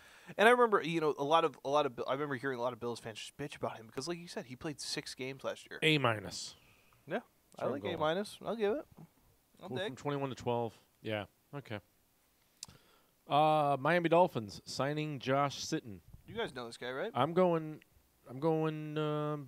They They fucking needed they the needed help. help. I'm going A on this one. Really? They fucking not based on Josh Sitton, but the fact that they Did you say helped. Josh Sitton? I may have. I'm not actually going to deny it. Hit the replay on that. It's coming right up. But you got to remember, Josh Sitton was hurt a lot. Yes, he was. I mean, I would have liked him to stay with the Bears, but Yes, I definitely would have liked him to stay with the Bears. I give it a maybe warmer weather. B plus, A minus. C plus.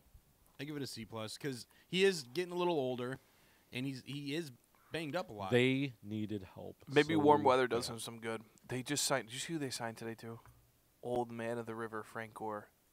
Oh wow. Oh, did they? I heard he turned down a deal from the Lions, so I would didn't too. follow up on that. Oh yeah, I mean, Yeah, he signed in Miami today.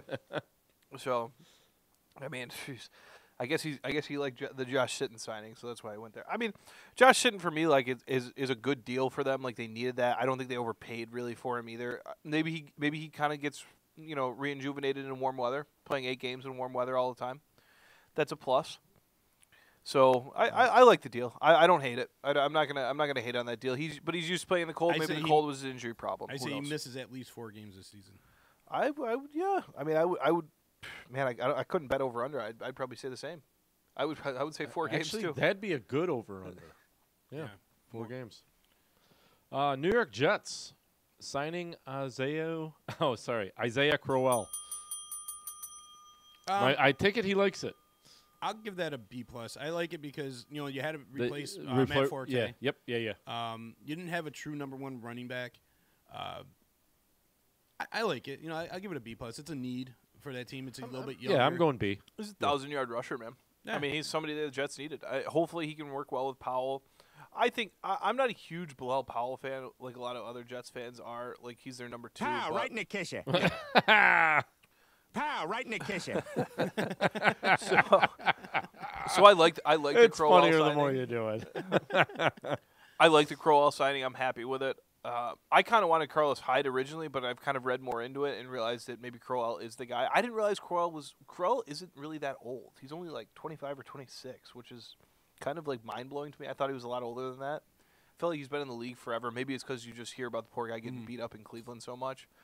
But yeah, I think he's a guy for years to come that could be in that backfield, and I think it makes the Jets pick that much easier to go up to 3. I think he allows you to go up to 3 because if you're at 6, maybe you think about staying there and taking like a running back or something, your second best running back in the draft. So, or a wide receiver. Yeah, or a wide receiver. So now I think he opens up. You open up the door to allowing yourself to maybe help. Obviously, the Jets are going to go quarterback, but I think with later picks in the draft, maybe it allows you to go with an offensive lineman and stuff like that, which they need help at offensive line. So I like this. I like the signing. I really think it opens up a lot of doors for the Jets. So next, Seattle Seahawks signing tight end Ed Dixon from Carolina. Seattle's had a Seattle's shitty, just lost so much, man. It's too hard for me to forget about that. I know we're not talking about we're talking right. about Yeah, just that's right. That's right where I was just headed. How shitty of an offseason they've had. They're basically just dismantling that team. Signing Ed Dixon, guy had one fucking touchdown last year, 400 some odd yards. Here's the other he thing wasn't a fucking a blowout tight end. So they let Luke Wilson walk too. Fucking C minus. I loved him C in minus. Yeah, I'm going D, man. I really Luke Wilson, yeah, I know, right? Yeah. But Luke Wilson, I mean, was the backup to Jimmy Graham. Bring your green hat. He's been he had years where he caught more touchdown passes than Jimmy Graham in Seattle. There was one year where he caught more touchdown passes than him. You let him walk, you let Graham walk. If you want to let Graham go, okay, I understand it. But bring back Wilson. He's been in your offense for a long time. Right? Don't let why go Ed Dixon? Like Ed Dixon of all people. He's not going to get any. Why don't I don't fucking? Is he? Nowhere yet. He's a free agent. Oh. Still. Yeah. Yeah, you would think they would keep him instead of losing 2 your tight ends. Yeah, your unless weapons. he wants more money than they were willing to pay him. Yeah, exactly. Yeah, they can't afford it right I don't know. It just doesn't. It's not logical. I don't know what Pete. This is Pete Carroll yet again. This is typical Pete Carroll trying to reinvent the wheel and be the smart coach and look like the genius when he makes all these roster moves and they pan out, and then he looks like a fucking genius because he brought Joe Blow off from the back streets. No, actually, some of these proven players in the NFL actually do something for you and actually do win you games. So. Try not to do that all the time, Pete. You've fucking been doing that your whole entire career. Move the fuck on and figure it the fuck out. Did you read the article about Richard Sherman said, he's basically heard all of fucking his stories before. His message is basically for kids out of college. All the veterans heard it before. Talking about Pete Carroll? Pete Carroll, yeah. Yeah. Well, I'm telling you, this is Pete Carroll's last coach. Well, he's got to. Well, now, like you said, they heard all his speeches and stuff. Well, now it's time to get younger players in. Right, yeah, I think that's why they're cleaning house, because the message just isn't resonating anymore. Well, so they need to bring in a younger, fresher. And how long does it resonate with Russell Wilson? Well, Russell Wilson, I think there's something to start to think about too. He is a leader. I think he's a self-motivated guy, but you got to start giving him some help. Yeah, you give him some bigger wide receivers, like a Jordy Nelson. There would have been awesome. You gonna eat all those cookies? There's some right behind you. Oh fuck! I didn't even know you had them over there. Son of a bitch. Well, if you weren't wearing your Green Bay shirt. It's Green Bastard.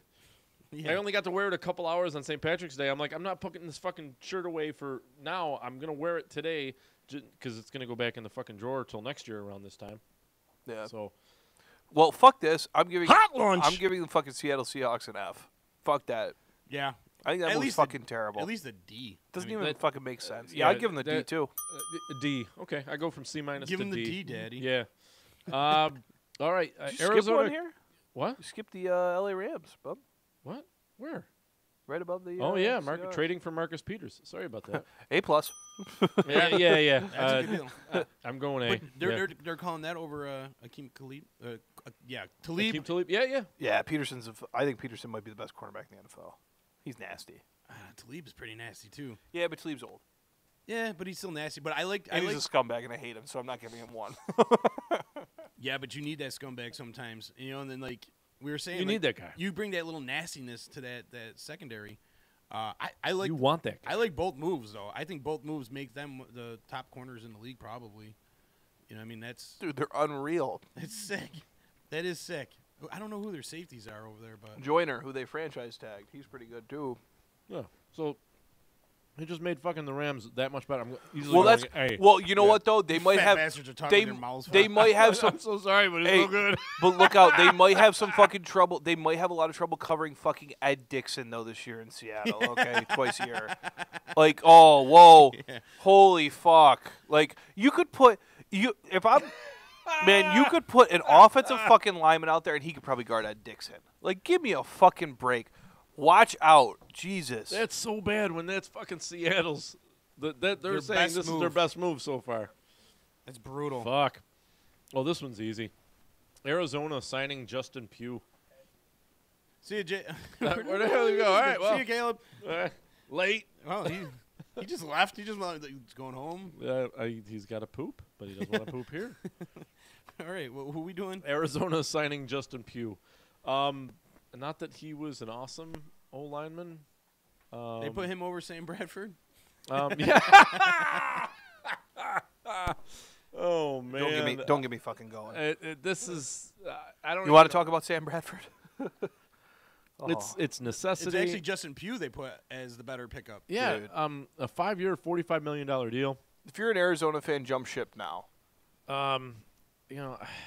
This is I don't even it's necessity, but I could do C-. I really don't think see Pugh much. is all that great. I don't either. Yeah, that's why I'm like, are you really making your team that much? A 5-year contract. Wow, you really think highly of him to do that at $9 million a year? Yeah, that's like holy crap. He's 27, so he's young. So it's his it's got to be his second deal.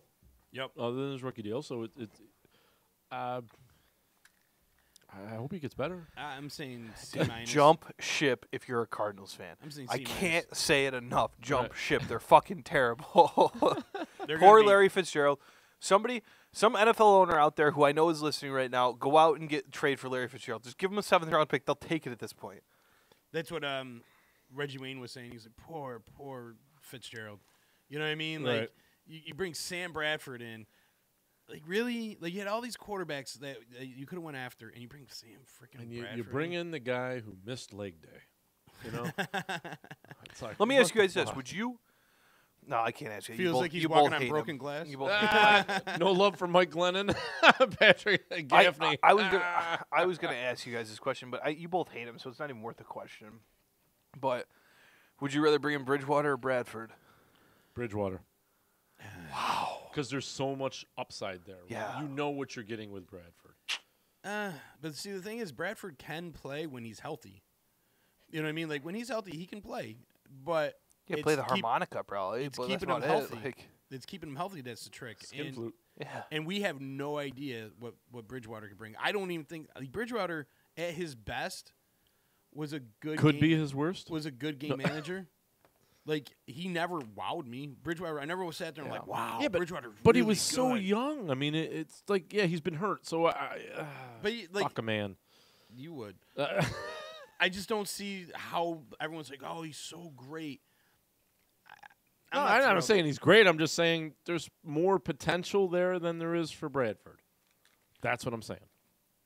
Gaffney says, I'll take McCarron at $5 million per year over Glass Knees Bradford. Yeah, that's a great point. That's a great point. So basically, Arizona's going to have Mike Glennon starting for him. Oh. Howdy doody. Who's next on this list? 49ers signing Richard Sherman. I love it. It's a great move I like it, but it's just, coming off a big injury like that, he's hoping to be ready by July.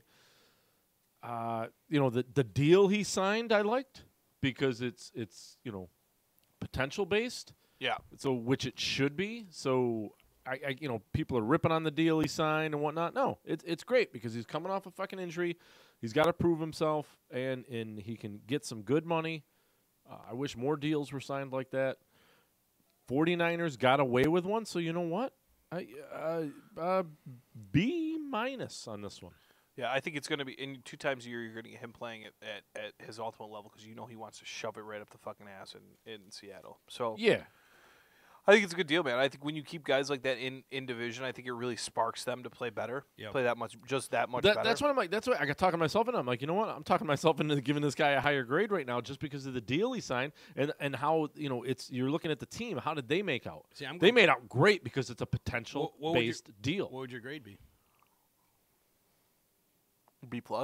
See, I'm right with her. I'm like B+, A-. I'm like really teeter-tottering between the two because, again, I like the factor that he's playing against his divisional rival, but also he brings in a lot of leadership to a unit, giggity, that needs it. They need that star power. They need that leader guy, and I think he does that. And as big as a mouth as he has, his teammates loved him. He always was the guy sticking up for his teammate. When Marshawn Lynch wouldn't talk on, he went to bat for Marshawn Lynch.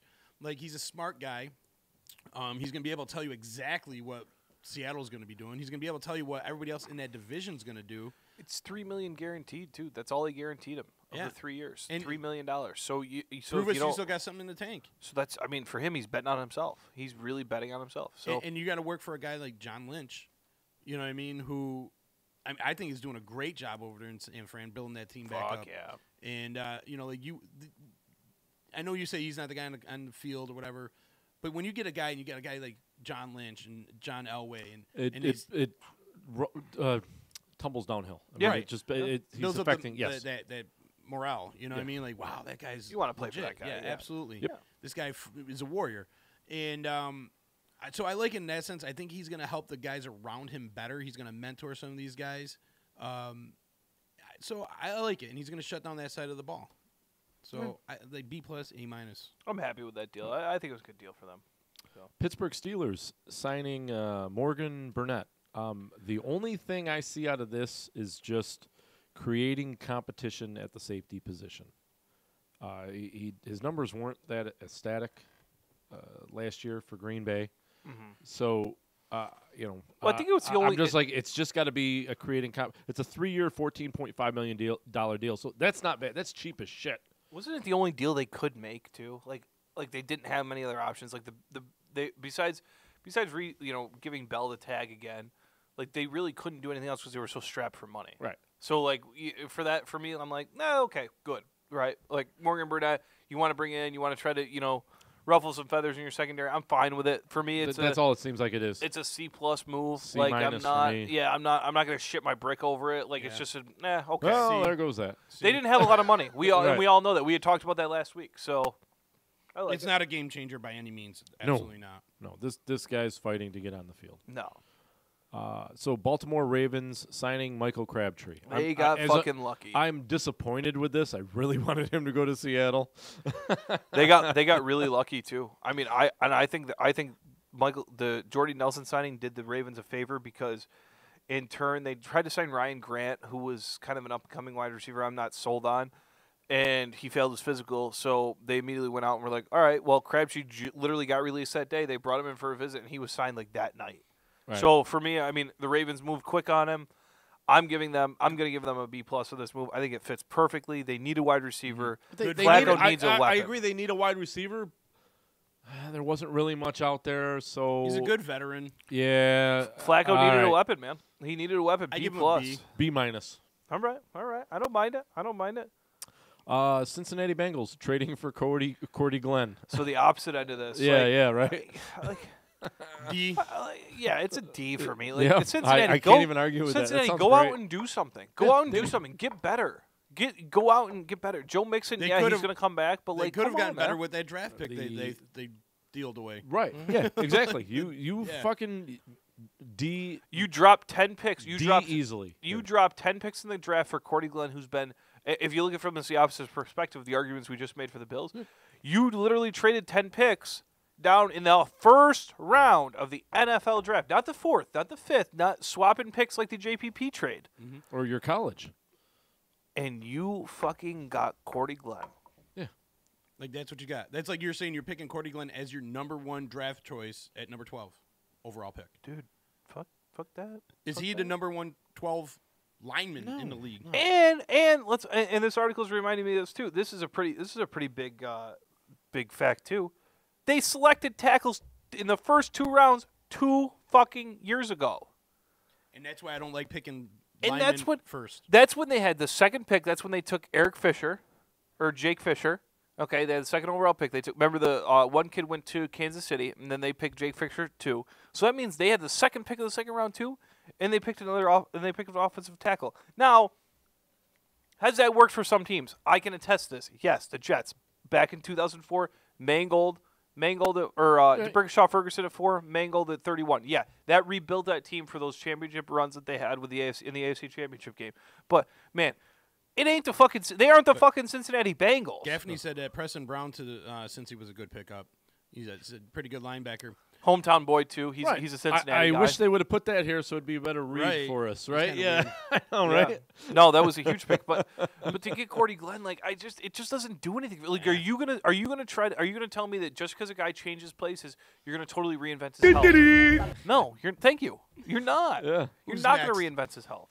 Cleveland Browns trading for Jarvis Landry. Oh man, yeah, A+. A+, actually, A+. Because, and good for you all Cleveland fans out there. Good for fucking you. Gaffney was the first one, you sent me a text about, what's his name, getting traded over there? Tyrod Taylor. I'm like, oh, that poor bastard. Then I found out about Landry. And I'm like, oh, he's got a weapon. Then I remembered Gordon. Yeah, so they're right now they're top 3, and hopefully they get fucking Barkley, and then their fucking offense is stacked. So I think that's a great. It's a sign of light in Cleveland. It's the light it's deep in the tunnel still, but it's at least starting to shine a little bit. Because if they get Barkley, it's basically you're looking at the fucking Dallas Cowboys of the early '90s. Yeah. You got really two number 1 wide receivers. Both those guys can play one. And you got if you had Barkley, you got 2 number 1 running backs. All they need is an outlet tight end, and they're fucking. They do. Set. Njoku. Oh, that's right. Shit. They picked one up last year. Right. And they filled those. They quickly and quietly filled those holes at offensive line they had. I'm not without giving up that much. No one's Jake got the Thomas. Number 1 and the number 4. No one's Jake Thomas or Joe Thomas. Sorry, pardon me. No one's Joe Thomas. Jake works for Steve. But he's hideous. Bad player.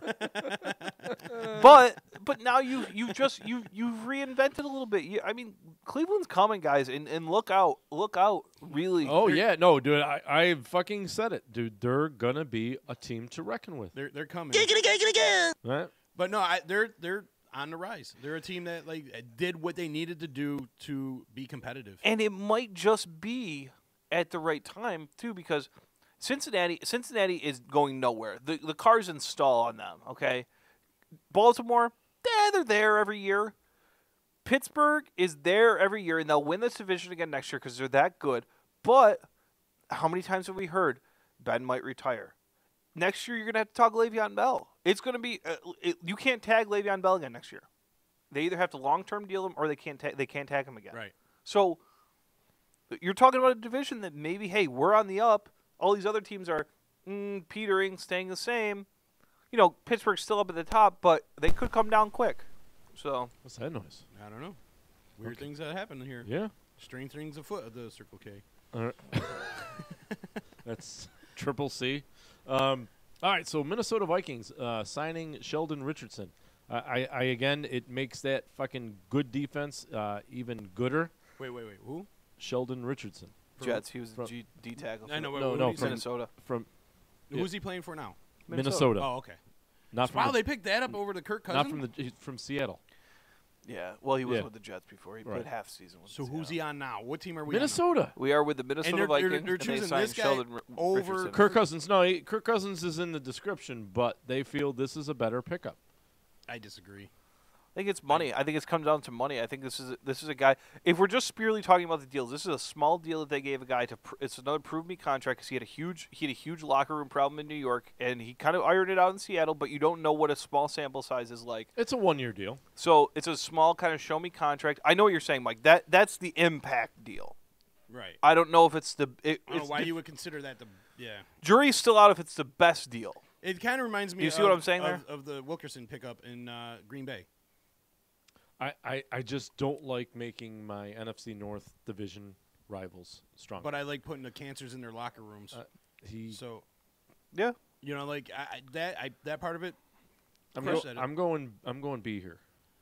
I am too. I like it. I like the signing. I think Richardson's a very very good player. I watched him for almost 2 to 3 years. He was very good in New York, but it's the Sheldon Richardson locker room problems, or did we way overpay for Kirk Cousins? What do you want? You know, that's the question, I think. So I give it a. You hate to do what you're doing. I'm not thrilled. I mean, yeah, that defense is already pretty decent. Right. Mm-hmm. So you're saying they got a good looking D? Yeah, they like their D, but I don't know. I'm not thrilled. I look at it the same thing as with the Green Bay situation. Like, you're bringing a guy who has a lot of talent, but like he has a lot of issues too. So speaking of Green Bay, signing Jimmy Graham. Yes. I fucking hate that. That's an A plus. Yeah. That's an A. Fucking hate it because Jimmy Graham's career was going downhill in Seattle, and now it's gonna fucking sprout right back up like fucking Antonio fucking Antonio Gonzalez. Gonzalez. I couldn't even say it. I was laughing so hard. But no, it gives them a threat. They've been looking for a tight end threat man for a long time for him, and he's good. And you know, not for nothing too. The knock on Green Bay this offseason was replacing one of the players in their all white offensive line, which they didn't have to do. Which here's an addition to your offensive line. He helps in the run game. Well, he's going to help you. So I like him the pickup. Well, I hate the pickup being a Bears fan. Oh yeah, but when you look at a guy like Aaron Rodgers, who's a lot like Drew Brees in the sense that they coach their wide receivers. You know, like in Seattle, everything's helter-skelter. It's Russell Wilson running around trying to, like, you know. Right. Just try play. to get open and I'll get to you. Right. Whereas Aaron Rodgers coaches him, hey, you see this going on, get to this point. And Aaron Rodgers is going to be like, all right, listen, when you're covered over here, I'm going to throw it to your back hip. You know what I mean? I'm going to throw it over here. And Aaron Rodgers can put it where only he can get it, much like Drew Brees. Right. So I think it's going to be super scary. Yep.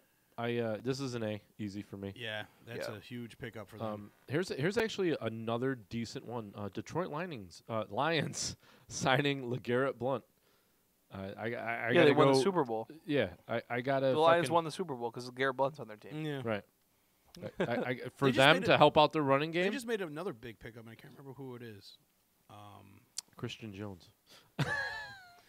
which is a decent pickup for them. Yeah. I do like that. No, I like this to pair with like Riddick and Abdullah in their backfield. I think this is a smart pickup by them. A B plus. Yeah.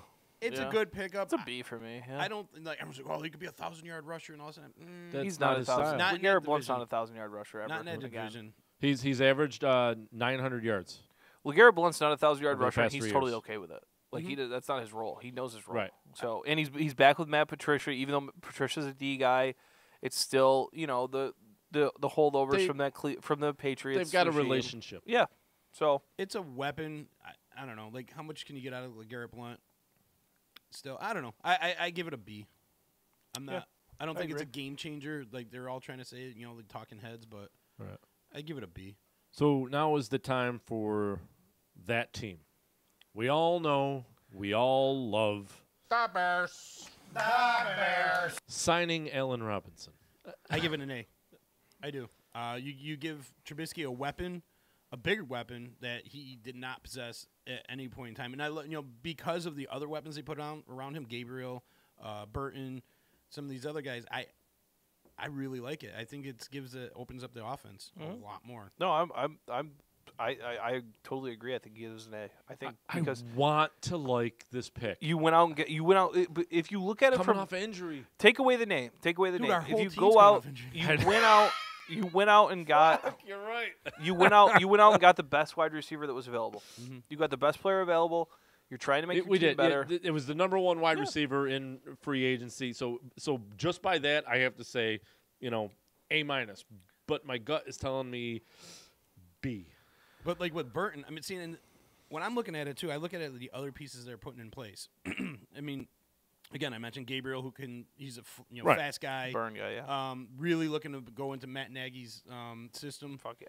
And then you got Tariq Cohen, who wants to be more in that Tariq Hill kind of role, which I think he's gonna fit in perfectly with. And then bring in what's his name, Burton, to offset with what's his name? Shaheen. Shaheen. With Shaheen, I think you get those two guys. Yeah. Good tight ends, and then you got Jordan Howard in the backfield. So I'm liking the way that they got multifaceted offense. They can go strong and powerful, or they can spread it out and get like fast and fast and deep. The other part of this deal I love too is you're talking about a young player here. Yeah. Allen Robinson's young. Right. So you haven't met he hasn't met his prime yet, and he was pretty fucking good before he was in his prime. He's only 24 years old. Yeah. And to echo He's so young. Yeah. To echo what Sil was saying earlier, because we're Bears fans, when you got him, White, and potentially Cam Meredith re-signing, like guys coming off an injury, 3 different guys coming off injury which we've seen could definitely.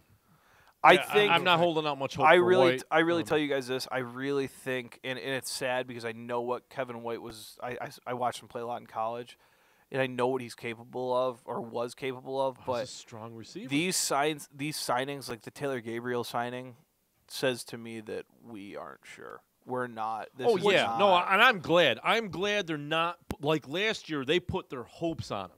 Well, this year they're we like, let Alshon you know go what? Because of it.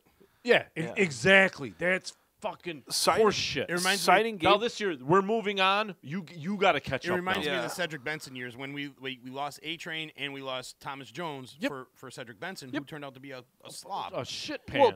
Well, also too, what this says to Kevin White, this takes a lot of pressure off of Kevin White too. It's going to help Kevin White at the same time because it says to Kevin White, go out, get healthy, and come back, and you have no pressure. Either what's the worst that happens to Kevin White now? Kevin White's career, if the Bears were to release Kevin White in a year, Kevin White's career is not going to end. He's going to go play in the Alliance League. He could. He very well could. But another team's going to take a chance on take a flyer on a Kevin White. He now is in the spot where he feels, I've got to rush back because I am a first round pick by this team. No. Cincinnati. No. It allows him to pull back. It allows him to pull back and say, hey, all right. It'll be like Green Bay. He'll be like another James Jones story.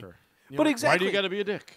But it allows him this year. It allows him this year to come back and be like, okay, like there's not a lot of pressure on me. I go out, do my business, handle my business. And if Kevin White has a fucking 150-yard game, we're gonna sit here next year on a Thursday night at 6:00 and praise him, and it's gonna be like, wow, Taylor Gabriel was a great signing because it allowed Kevin White to come back healthy. Well, That's right. Every year and every Thursday next year.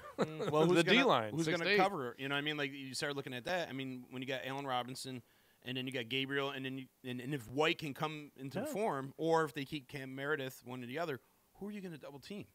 Yeah. You know what I mean? And then you got your tight ends. That spreads out that like that defense has got to pick and choose who they're going to cover. Well, and I'll tell you something too. I was talking to Cody the other night. Cody, our Eagles fan, our resident Eagles fan, but he said to me, you know, he's like, I heard that. He's like, I'm very surprised Trey Burton left. I said, Cody, we talked about this on the show the other day. It's the fact that he's never going to have the chance to be the number one with Ertz there. So you have to leave, and also maybe that fires him up to come out this year too and prove that he is that number one tight end in the NFL. Yeah, because he's still got to fight Shaheen for a spot. For the starting spot. So he's still got to fight. This isn't his by any means. Sure. They're both got something to prove. It's gonna light a fire in his ass. I heard from what Cody told me, what he hears coming out of Philly is that he was pissed that the Eagles didn't offer him more money. And you know, I like the Burton pickup. I think Sims is out, and I also like Brown. What's his name? Dave Brown. We would just re-sign Brown, who is a converted wide receiver. Yeah. So I mean, he's come in. I mean, he's done well when he's been in the game. I have no problem with him. Serviceable? Yes, serviceable, absolutely. But we never tested his potential either. Right. But you know, being a former wide receiver, you know, he's got good hands. You know, so now again, another weapon. So if one of those other two guys don't pan out quite that well, I think he's one of those guys you can put in there and definitely do some work with. Sure. Now they just got to put more attention on the defense. Yeah, definitely. Jacksonville signing Andrew Norwell. They needed offensive line improvement. Really, that's I thought an they were okay. They had some weakness at the tackle position, so they spent a lot of money 2 years ago on like Zane Beatles to be their center and stuff like that. Smart move. They just get better with this pick, so it's an A for me. When you see a team overwhelmingly getting better and not really regressing at that position, you know, I'm happy with it. B plus. Losing wide receivers though, you lost two wide receivers. You didn't really replace them with anybody. Yeah, but you had those. But you also have to remember when they made that run last year, neither of those guys played. Hearns nor Robinson played. He's 100% right. They Cole did came it along, without him. You know, they had that. Pardon my French here too, but they had that white guy that played wide receiver too that I can't think of. That's not French. But but you know what I'm saying? Like that's just like. Can I suck your dick? That's French. They replace guys with other good guys. I like the Norwell signing. I'm going to A there.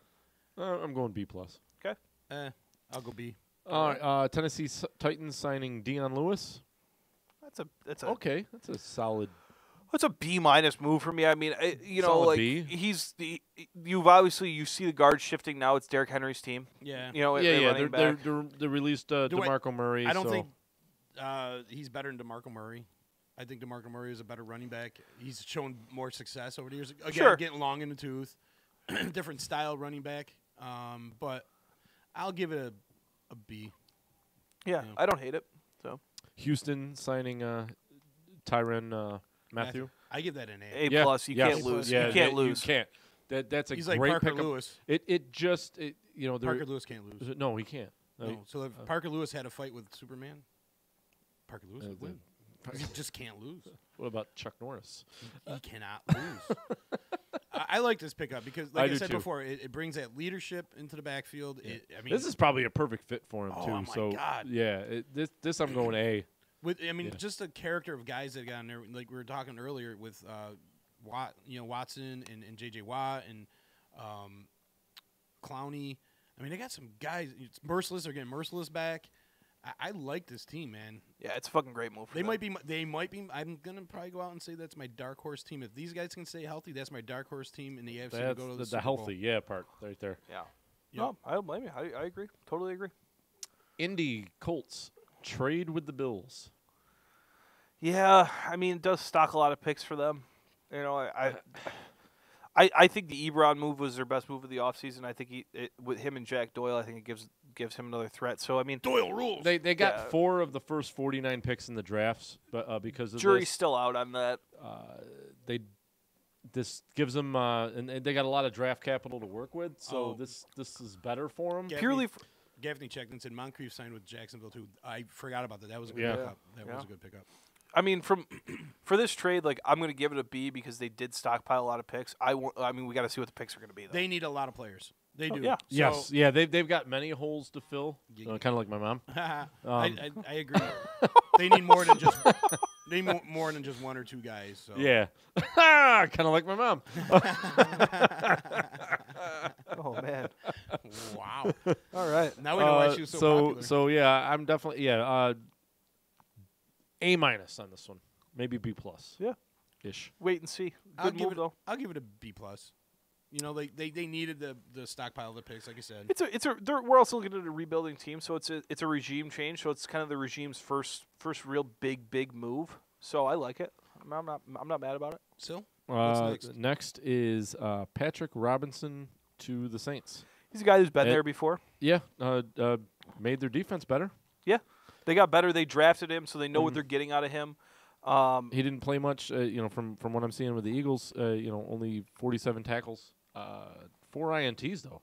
So he had a decent year last year. He was big for them in the playoffs. He was kind of that. He was really that that attitude in the secondary, I guess you'd say. He really brought that team, kind of let that team be really kind of free running and stuff like that. He was the one who started all those dances on the field and stuff like that. So it's a tough loss for the Eagles, definitely. But I mean, it's a great gain for the Saints, who are always looking for help. Well, yeah. Defensively, they needed help. Offensively, they could compete with any team. So yeah, I'm going B+ on this. I'll go B+ too. Like you said, they've always needed help on defense. Yeah. So yeah, B+. Next. And then we got Carolina Panthers trading for Torrey Smith. It's a good trade. It makes sense. I mean, if they had a surplus at cornerback, so it makes sense for them to go after a wide receiver. They lost Benjamin last year. Yeah. They needed a wide receiver. Yeah. He's a deep threat. A veteran to put with Funches will be good. Just picking the Eagles apart even more. Yeah. Two-time Super Bowl winner. He's been to 3 Super Bowls. Right. Yeah, sure. I mean, it's a good pickup for them. I mean, it gives Cam a dependable target. He's 29 years old. So they not too bad. They lost Ted Ginn too, right? Yeah, he played with the Saints last year. Yeah. So. Yeah, I think it's a good. It's all right. So I think it's good for Torrey Smith too. I think it brings back his career a little bit more because he's C+. Yeah, I'm C+, B-. I give it a B+. Because I think it's going to help his career as well. Because now, like before on Eagles, he had 3 other guys that he could go to. I think he's the number 1, number 2 there. So who's next? We got San Fran signing. Atlanta. Sorry, Atlanta. Signing. San Fran. He was signing Brandon Fusco. He needed O-line help badly. Yeah. They always do. Atlanta's kind of like that team. It's kind of like New Orleans D-wise. Like you can never really get better. Like you always have to get better at those positions because they've always been notoriously really bad at those positions. So I like it. This is a C move for me because Atlanta wasn't shitty at O-line last year. Sure. Yeah, C is good with me. I like it. For me. I'm not writing. I'm not blowing them away or anything like that. Right. Tampa Bay signing Vinny Curry. Another Eagle gone, but wasn't really like a real instrumental part of the Eagles. So. I think the JPP trade is bigger than that. So. Yeah, today now. Well, this was written yesterday. So, but those two working together, that makes this a great signing. Yep. Yeah. They needed defensive help too. Yeah. Oh, yeah. So I'm going B on this. Vinny Curry's the player too that played himself into this contract. So he had a really good year last year with the Eagles. So now is he the one that caused the fumble? I believe so. Yes. Okay. The against Brady. B+. Yeah, I guess B+. It's Tampa as far as I'm concerned. Now with JPP, like you said, on the other side, it definitely, and you still got what's his name there? One of the best D linemen in the league. Ayers, not Robert Ayers. No. Oh my Lord! Why am I going blank on this? I was gonna say Boogie McFarland. Gerald McCoy. Yes, Gerald McCoy. So now you got 3 guys on that line. Yeah, they're good. Yes, I mean, you got solid. Yes, you're right. So you know what? Yeah, I guess this pushes to a B+. Considering the new. It was good to see Tampa have a pulse. I remember last week talking about them not doing dick. So at least they have a fucking pulse B+. now. So they could have a pretty decent defense this year. Right. Anybody else? That's it, man. We Wow. fucking made it through that whole thing. Wow, we cruised. Wow, there. yeah. I did not think we were going to be able to do it, but holy shit. It wasn't too bad. We didn't argue with much. I think that, but that list also goes to show you there was a lot of ones that we were kind of like they were middle of the road signings, but for those teams they are just they're fillers. They're places where they saw a weakness, and that might have been the best player available. And I didn't like the idea that it was we're just grading on that one top pick because Sure. I feel like other picks. I like the idea of how other picks affected. Like we were talking about. Oh yeah, other picks influenced, or other moves with Curry, influenced. Now you're bringing in JPP. Right. Now it makes the Curry deal way better. Yeah, your defense just got that much better in two positions. And so I look at Chase Daniels coming over to the Chicago Bears is going to help out Trubisky so much. Right. Which in turn is going to help out the Robinson pick. Which bringing in Gabriel, we talked about that as well. I love the butterfly effect. Yeah. So we could even. I think that's a good. I think that's a good way to go. Maybe next week is we kind of give what we thought was the best for each one of these teams. I don't want to do homework. I like reading articles. That's our homework assignment. But you know what I'm saying? I mean, that's just what it goes to show is funny pictures. It's a snowball effect. You never sign one player just because you're like, whoa, this is really cool. Let's sign this guy. Like, no, it just doesn't happen. It's a snowball effect, and it's like the Landry pickup doesn't make sense. It's like Landry pickup in its own, good. But then when you take in Tyrod Taylor, and then you got Rob or well, a lot of those are influential too. You don't Gordon on the other side. And you start taking in those, and then you still got the 1 and the 4. Yeah. Like, wow, that really makes it a lot better. That's why I'm like, we only disagreed with 2 fucking picks out of that whole lineup. So no, I'm not doing homework. Well, and also too, I mean, it goes to show you too, when you're talking about Cleveland, is a lot of times when you're negotiating or trying to sign a player, it's not just hey Jarvis, we're going to give you this amount of money. A lot of players. Believe it or not, I know people think that every professional athlete's a scumbag and just wants all the money they can get. A lot of players will take less, and go somewhere that maybe they believe in what they're doing. Mm-hmm. Jarvis Landry, you had to know Jarvis Landry's not going to Cleveland unless they say, "Hey, we're working the phones right now with Buffalo, and we're close to a deal, and this is going to happen. This deal is basically agreed upon." Especially a guy coming from Miami who wants to win, and wants to play in a team that wants to win. To go to a team like Cleveland, which is normally the wasteland of players. Yeah. You're right. It takes some balls. You're like, man, because it's a guy like Landry. If it's a guy towards the end of their career, sure. Or aren't such a you need that contract. Yes. Yeah. He could have went and played anywhere. A lot of guys, I'm sure, were going to go after Landry. So to land him in Cleveland, it's not all about money. He's seen something else because he's never had a quarterback like Tyrod Taylor, and he's never had to play opposite of somebody of Gordon, and Tyrod Taylor's never had that much talent around him. Sure. So it's going to be really interesting to see. So next week, the NFL Rules Competition Committee's meeting, and 2 big issues coming up. One introduced by the Jets is the 15-yard pass interference rule, which I like, and which they are thinking might not pass. They're thinking, I think that's stupid. The committee likes it, but they're not thinking because it's coaches.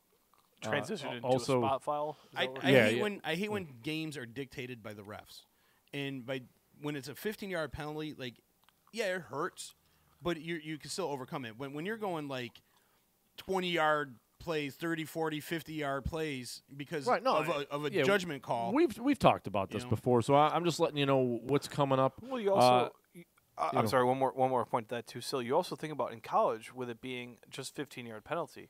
There's a lot of plays if you watch closely in college football that they'll throw the ball downfield and you'll just see a cornerback absolutely, if he's beat, just absolutely maul the guy.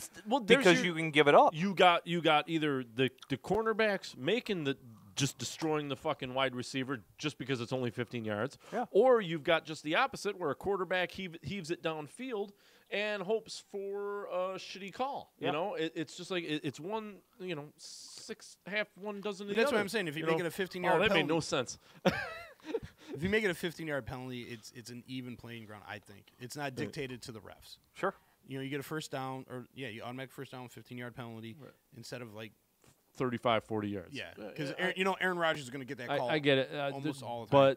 But it's because it comes down to the coaches voting for it. They're not thinking it's going to pass. Whereas the other one is the catch rule. Oh, the catch rule. I wish which they broke down today, which I think they really need to get. They're saying a football move, be it 2 steps or 2 steps and a dive. I think they really need to add a jump in there because that's a fucking football move. I think they need to define it just a little more, but they're going to get rid of the, surviving the ground rule, which I'm so happy for. So Yep. we should know all of this by our show next Thursday. So that'll give us something to talk about. Perfect. Yeah. So what do you say? We wrap it up? Yeah, sure. Be the first for you. First time wrapping it up. Oh, All right. You guys have been listening to the D-Line. We're here every Thursday, 6 to 8-ish. 6 to 8-ish. Tomorrow, Z will be on with Back Talk, Tommy Drama with Back Talk. With this, I guess Donald Trump is going to be on. He's going to be on Back Talk, so you're going to want to listen to this. It's going to be a lot of fun, man. It's going to be kind of, what kind of shit's going to go on there? Suspect at best. Tommy Drama, the most hated man in Utica. All right, folks, we're out of here. Have a good night. Have a good night. Hey, it's Adeline Van Dyke from Coldwell Banker Faith Properties in Utica. I always get asked, why do I love real estate? It's very simple. I love my clients. I love every single thing about helping them find or sell their home. Making sure the home is solid and ready for sale or solid and ready for the buyer's inspection. To making sure that they're getting the best rate on their mortgage. Making sure they're getting the best price on their house. Just everything involved in the sale is vital. My absolute favorite part of real estate is when a buyer walks into the house they're going to buy. I can feel it before they even know they're loving the house. It's just that obvious. So I'd love to experience that feeling with you. So give me a call. Adeline Van Dyke, Coldwell Banker Faith Properties, 315-404-6431. Or you can find me on Facebook or visit my website at centralnewyork.com/Adeline. Thank you, and I look forward to welcoming you home. When it's your hard-earned money on the line that you are investing into a home, it makes sense to choose a proven professional to assist you in making one of the biggest investments you may ever make. Josh's dedication of over 20 years to the home construction industry allows him to bring knowledge and experience to your doorstep. That means you can feel confident and comfortable with his service to you. Past clients love his attention to detail and thorough written reports. By allowing Priceless Inspections to help you make a well-informed decision concerning your property, you will find that a quality inspection is priceless. Follow Priceless Inspections on Facebook or call 315-525-8725. Hi, this is attorney Nick Pasalacqua. The team of attorneys I have assembled at Pasalacqua & Associates has been carefully hand-picked to include the best trial attorneys in the particular areas of the law that we practice. Have you been charged with DWI or any other crime? Members of our team include former assistant district attorneys, now fighting to protect your rights 24 hours a day, 7 days a week. Have you or someone you love been seriously injured in a motor vehicle accident? Members of the team at Pasalacqua & Associates include former insurance defense attorneys, now fighting to ensure that you get every penny you're entitled to. If you need legal help quick, don't waste your time or money calling anyone else. Remember, for legal help quick, you better call Nick and the team at Pasalacqua & Associates.